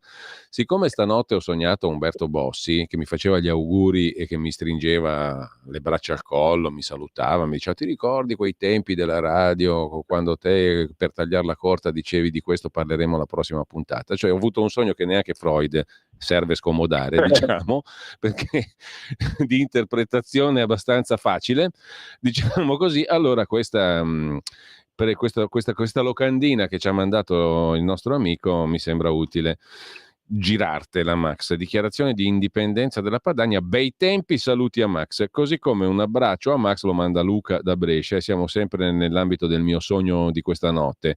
Io sto con Messner, scrive Luca con la K da Brescia. Io sono cittadino italico, non sono italiano, sono bresciano, lombardo, appartenente alla Repubblica Serenissima, non riconosco lo Stato italico. Quando sono all'estero ribadisco sempre il concetto e i miei fratelli baschi mi hanno accolto come uno di loro. Siamo impegnati entrambi per la propria autodeterminazione. Dime can, ma noi Taiyan. Un abbraccio, scrive Luca. E adesso sentiamo la telefonata e poi ci sono svariati altri messaggi che poi ti leggo naturalmente. Pronto? Pronto, buongiorno, sono Luciana. Mi chiedo, sul mio cortissimo, ma noi Italia abbiamo il presidente? Un presidente della Repubblica Italiana esiste, c'è? Voglio dire, di fronte a una abnormità così grande, non dà nessun segno di vita, non dice niente. Siamo arrivati a questo punto comunque, perciò è grave secondo me anche verso tutti gli altri stati europei e oltre. Grazie Luciana, ma mi fornisce Luciana, Max, se sei d'accordo, lo spunto per una piccolissima notazione. Il presidente Mattarella e tutti i presidenti della Repubblica per Costituzione sono anche presidenti del Consiglio Superiore della Magistratura. Ecco. Allora, io trovo una discrasia, per usare una parolaccia che può così, comunque una roba che non sta in piedi, ovvero Si continua a menare il torrone con la distinzione tra politico e magistratura, no? L'indipendenza della magistratura, e poi a capo dell'organo di autogoverno della magistratura c'è un politico per eccellenza, no? Il Presidente della Repubblica. Com'è che la mettiamo? A me mi sembra una derivazione dallo Statuto albertino, cioè da quando c'era la monarchia e il re governava per diritto divino, quindi anche sui magistrati. Sarà una deformazione mia, però trovo, diciamo così, contraddittorio il fatto che si continui a dire la magistratura è indipendente, fa il suo corso e via dicendo, libertà e autonomia della magistratura, e poi a capo dell'organo di autogoverno, che tra l'altro decide anche le punizioni, le promozioni, le nomine, eccetera, ci sta un politico. Chiaramente il capo dello Stato potrà sempre dire che lui lì, come garante, quello operativo è il vicepresidente del CSM, che è un altro targato politicamente sempre, no? Una volta appartiene a un partito, una volta appartiene a un altro, adesso lo danno per leghista, anche se io non so se questo avvocato Pinelli sia leghista, ma comunque o è leghista o è del PD o è di destra o è di sinistra, però è sempre di un partito politico, il vicepresidente del CSM. E allora come la mettiamo? Allora io aggiungo, se tu ci vedi una deformazione, io ne aggiungo una, perché da una parte, come dici tu, a capo della magistratura è un politico, però possiamo anche vedere così, che a capo della politica c'è un magistrato, che alla fine è sempre la stessa roba. Cioè il capo dello Stato che rappresenta la magistratura a sua volta viene sempre da carriere, diciamo, nel diritto, nella magistratura, nell'insegnamento universitario della giurisprudenza. E io la metto che io non vedo da molti anni una distinzione tra il potere politico o legislativo o amministrativo, quello che ti pare, e il potere giudiziario. Vedo un superamento, per cui vedo un blocco unico, una cosa che è diventata omogeneizzata. Non vedo persone che pro tempore si spostano da una funzione all'altra. Vedo giudici che vanno a fare i politici che vanno a fare giudici che tornano a fare giudici dopo aver fatto i politici ma continuando a fare i politici. Vedo un potere solo, dove non è che c'è una funzione che prevale sull'altra, non c'è una funzione che controlla l'altra, ma c'è una funzione sola che si diversifica. È un po' un mostro, ha più teste, ma sempre lo stesso mostro è. Non ci vedo più. Poi Luciana mi pare che chiedeva se c'è un presidente della Repubblica in Italia. Dico, c'è un presidente. Sì, c'è, è questo il problema. No, ma non voglio dire adesso. È questo il problema. Nel senso che per come è congegnato, no? Per come è predisposto. Poi dicono che non bisogna cambiare niente perché no.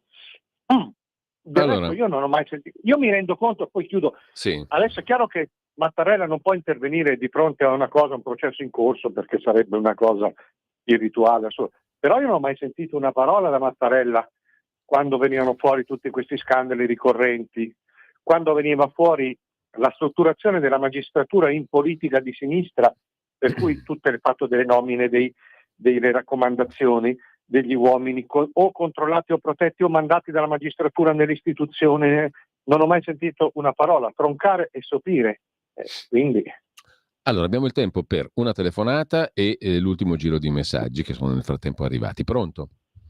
Sì, pronto. Buongiorno, sono Angelo da Parre. Salve. Allora, nella mia beata semplicità e ignoranza, mi risulta che questi comunisti, non più in là degli anni '80, bruciavano le bandiere tricolore, le mettevano sotto i piedi. È il tempo di lotta continua e così via. Per cui, che se ne facciano una ragione, dopo quello di essere italiano, forse neanche io mi sento completamente italiano, perché sono un bergamasco, lombardo e un nordico. Buongiorno, grazie. Buongiorno a lei. Walter scrive, ma una chiara esposizione dei costi economici, quelli sociali li vediamo ogni giorno, di questi clandestini esposti per unità, sarebbe molto chiarificatrice. Buongiorno a entrambi. Ieri con Sammy, con parole eccessive, forse esprimevo la paura, scrive Stefano, a sua volta, di questa magistratura. Cosa devo pensare di una magistratura che mette a processo con argomenti etici? Magistrati che manifestano coi centri sociali urlando ai carabinieri. Magistrati che in combutta con funzionari della finanza e giornalisti costruiscono gogne mediatiche e processi a politici e non solo. Questo parastato assume sempre più i connotati della cosca. Gian da Brescia, consiglio ai democratici che per governare all'infinito dovrebbero ingaggiare cecchini che hanno più mira dei magistrati. Un audiomessaggio, lo ascoltiamo al volo. Buongiorno, per prima cosa io vorrei dare un grande abbraccio a Max Del Papa, che diversamente da altri che dicono che figata, c'ho un tumore, ho perso un braccio, eccetera, no? Quindi ho scoperto la vita, eccetera, è incazzato nero, cerca solidarietà e appunto io gliela do e gli do un grosso abbraccio. E per quanto riguarda Salvini, questa sarà una medaglia che potrà appuntarsi al petto, perché la cosa è talmente assurda che comunque uno la pensi, non può vedere appunto l'assurdità di questa situazione. Un saluto a tutti, Giovanni da Novara. Bene, grazie Giovanni. La legge del mare è giusta per chi è in difficoltà per un incidente, lo si salva poi torna a casa. Per chi si avventura in mare con mezzi non appropriati sono da considerare aspiranti suicidi. Si salvano ma anche loro tornano a casa. Chi indagherà la Morgese che aveva bloccato una nave anche lei per 12 giorni, governo Conte 2? In Italia siamo in guerra, scrive Antonello, vale tutto e l'eventuale consenso per la Lega si esaurirà in poche settimane. Pina, Monza, Brianza. Speriamo non accada, dovessero condannare Salvini, i sinistroidi hanno raggiunto lo scopo, fermare la costruzione del famoso ponte. Spero di sbagliarmi. Buongiorno, PD, Magistratura Democratica, giornali, un cerbero che tiene in scacco un paese. Saluti. E poi ancora, buongiorno, mi scusi, signor Mattarella, cosa fa per aiutare Salvini? Niente, certo, lui è di sinistra, cosa può fare? La pensa come loro. Ti ho girato tutti i messaggi che sono nel frattempo arrivati, Max, e ti lascio il tweet conclusivo. Sono tutte cose condivisibili. Qui ci si dispera perché la sinistra ancora una volta la fa da padrona, che è quello che vuole dimostrare. Giustamente poi c'è anche un'altra ascoltatrice, lo aggiungo, perché me la sono domandato anch'io, ma se Salvini fosse condannato anche a un giorno in primo grado, la legge Severino non gli imporrebbe le dimissioni da ministro? A me risulta che sì, anche in condanna di primo grado ti devi dimettere, no? Però forse l'ho superato io, non lo so. Mi pare che non l'ha commentata nessuno sta roba qua. È vero, ma infatti è quello che si cerca, cioè si cerca la condanna anche nominale per far cadere il governo a quel punto lì. Poi Salvini potrà cercare medaglie finché vuole, ma sai che cosa diranno subito? A parte che è uno stragista che uccide i bambini a mani nude, eccetera, ritireranno fuori la storia che si è rubato 49 milioni, tutta roba campata, la ritirano fuori subito. Quello è lo schema, per cui loro dicono noi facciamo cadere un governo. Una volta che abbiamo un governo tecnico, cioè Pidino, a guida Gentiloni, benedetto da Mattarella, noi facciamo quello che ci pare. Sì, sì. Cioè possono dire quello che vogliono, ma noi tireremo fuori ancora le storie, Salvini che va in giro la notte a ammazzare la gente, che ruba i cose, le vecchiette. Non importa che sia credibile o meno, importa che lo si dica. Io poi ringrazio molto quell'ascoltatore che mi ha rivolto il suo abbraccio e la sua solidarietà. Mi fa molto piacere. Preciso solo che io sono sia incazzato, ma non perché ho avuto un cancro, quello può succedere. Sono incazzato perché me l'hanno procurato. È ben diverso. Me l'hanno proprio infilato loro a forza di menzogne. Non è molto diversa la cosa da questa qui dei Salvini e dei migranti, cioè Salvini aveva ragione, è per questo che bisogna stroncarlo, i vaccini facevano venire il cancro, è per questo che bisogna pomparli, eccetera, eccetera. Questa è la legge italiana non scritta. Allora Max, dobbiamo salutarci, da settimana prossima facciamo 8 ore, dalle 9 della mattina alle 17 della sera, tutte in fila, senza interromperci mai, io e te. E il pubblico naturalmente. Ottimo, mi devo preparare atleticamente. Preparati con tanto di boccione dell'acqua con dentro i sali minerali. Grazie. Basta che non c'è la boccia. No, la boccia la lasciamo là che sta bene a Pompei. A rotti coglioni quella. Che è un passato remoto peraltro, come tutti ormai sanno, no? Sì. Allora, esatto. Grazie a Max Del Papa. Buona mattina a tutti. Un saluto.